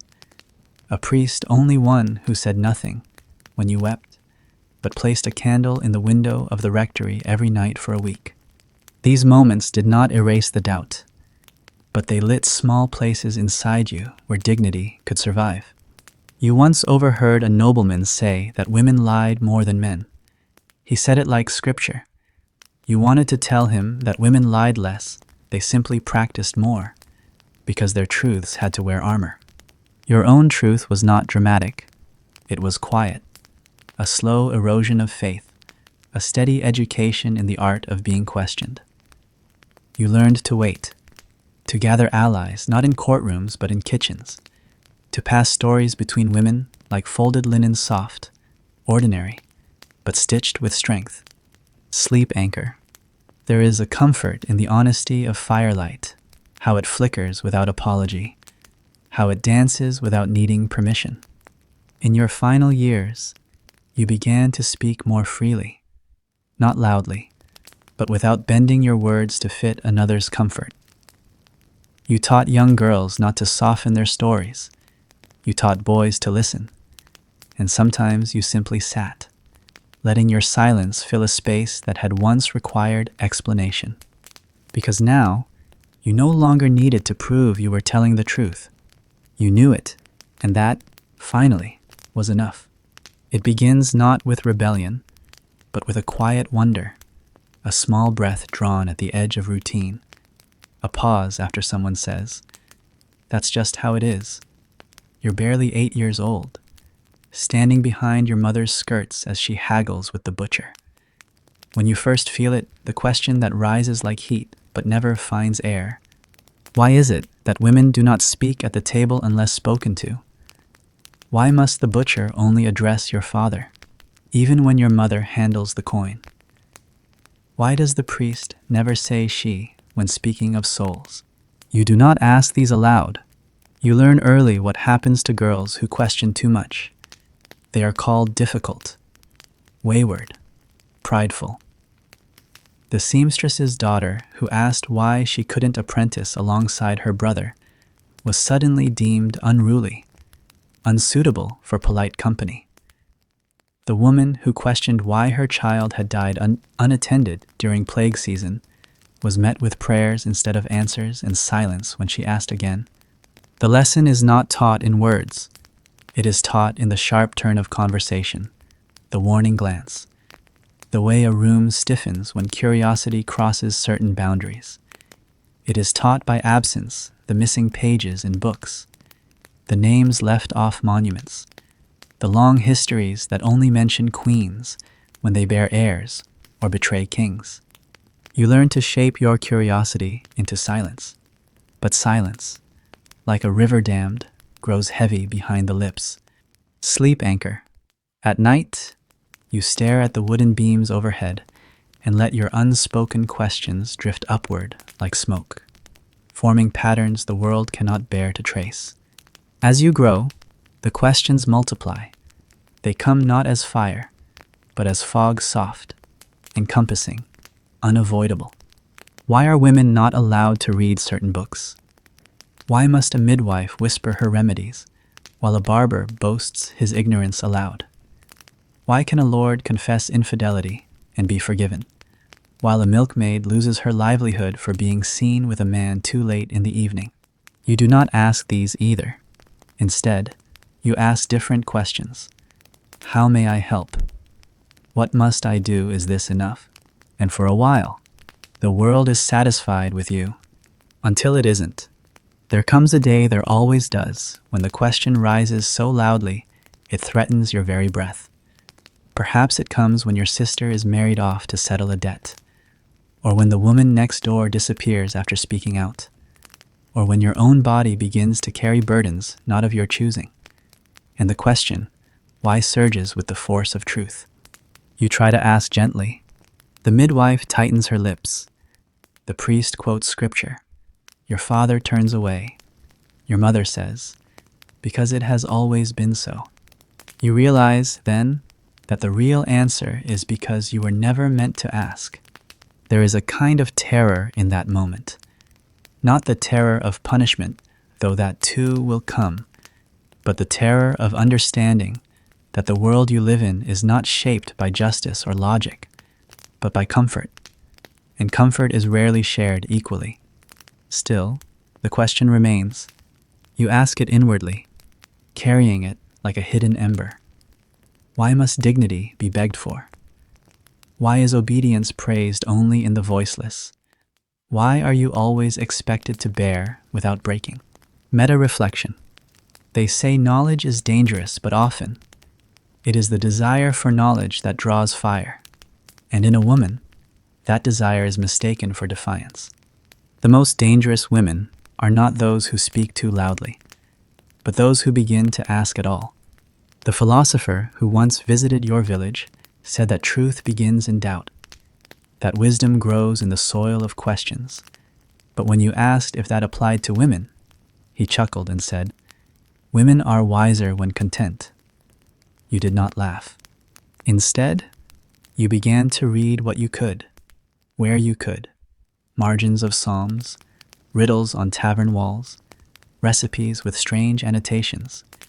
You listened not just to sermons, but to gossip, to songs, to the way older women laced warnings into their weaving patterns. You noticed how questions passed from one woman to another in coded tones, like a game of secrets. And you understood something. The question is not rebellion, it is survival. Because without the ability to ask why, the world remains immovable. Still, asking came with risk. There was the girl who asked why she bled each month and was told to pray harder. There was the nun who asked why women could not preach and was sent to a smaller convent, where even her thoughts were fenced. There was your own aunt, who once asked why the tax collector needed to search her pantry and was fined double the grain. You began to ask in ways they could not trace, in the placement of your hands during Mass, in the way you paused after hearing because God wills it, in the stories you told to children, stories with women who asked, who wandered, who dared. The baker's wife thanked you for one of those stories. She said it made her sleep better. You nodded, but did not say what you were really thinking. That storytelling was your only way of smuggling forbidden questions past the guards of tradition. Sleep anchor. Some nights, you dream of walking a road that curves endlessly, and with each turn, another woman joins you, each carrying a single question wrapped in cloth. You are not alone in your asking. That is the truth they try hardest to suppress. And yet, in time, even your asking becomes quieter. Age teaches you that not every question needs to be answered to be valid. Some simply need to be spoken. You begin writing them on scraps of parchment and tucking them into cracks in the chapel wall. You press them into bread dough, whisper them into the folds of your shawl, sing them softly into the ears of the very old and very young. One day, a child asks you, "Why do the stars disappear when the sun comes out?" And you smile not because you know the answer, but because she dared to ask. You say, "Because the sky cannot bear too much beauty at once." It is not the truth, but it is the beginning of one. By now, you have lived long enough to see small changes. The Reeve's daughter learns to write. A woman, midwife, begins to teach openly. A girl refuses to marry the man her father chooses and is not disowned. You know it is not your doing, but perhaps your asking helped make it possible. You sit on your stoop as the dusk settles, and you think not of what you've lost, but of what remains: your breath, your name, and the questions that never left you. Final sleep anchor. You lie back in the silence of your own room, not seeking answers anymore, just grateful that your questions were never truly wasted. They are somewhere still, echoing softly in other hearts. And that is enough. You did not shout. You did not burn churches or raise armies. You asked, and sometimes that is the loudest thing a woman can do. You've walked through more than a list tonight. You've wandered down the old roads where questions were left unanswered, not because there were no answers, but because some answers cost too much to speak. You've lingered in the thresholds where women stood without stepping forward. You've felt the hush between laws and lullabies, the small rebellions stitched into aprons and prayers. If your eyes are still open, that's all right. You weren't really here for the facts, were you? Let me know if you ever asked why and were told to lower your voice. Or if something in this story reminded you of someone who stayed quiet longer than they should have had to. Maybe you came for the hush between footsteps. Maybe for the warmth of a question wrapped in dusk. Or maybe just for this, a place where silence doesn't mean surrender, where breath softens, where truth walks slowly, where even the quietest voice still matters because it was yours. Let the night close in now, not with fear, but with gentleness. The stars are out, though the sky says nothing. The fire has gone to embers, but it remembers. The world has turned again, and you are still here. And that is enough. This has been Boring History Nights. For more quiet truths and stories, not told loudly enough, subscribe, share, or whisper something below. We're still listening.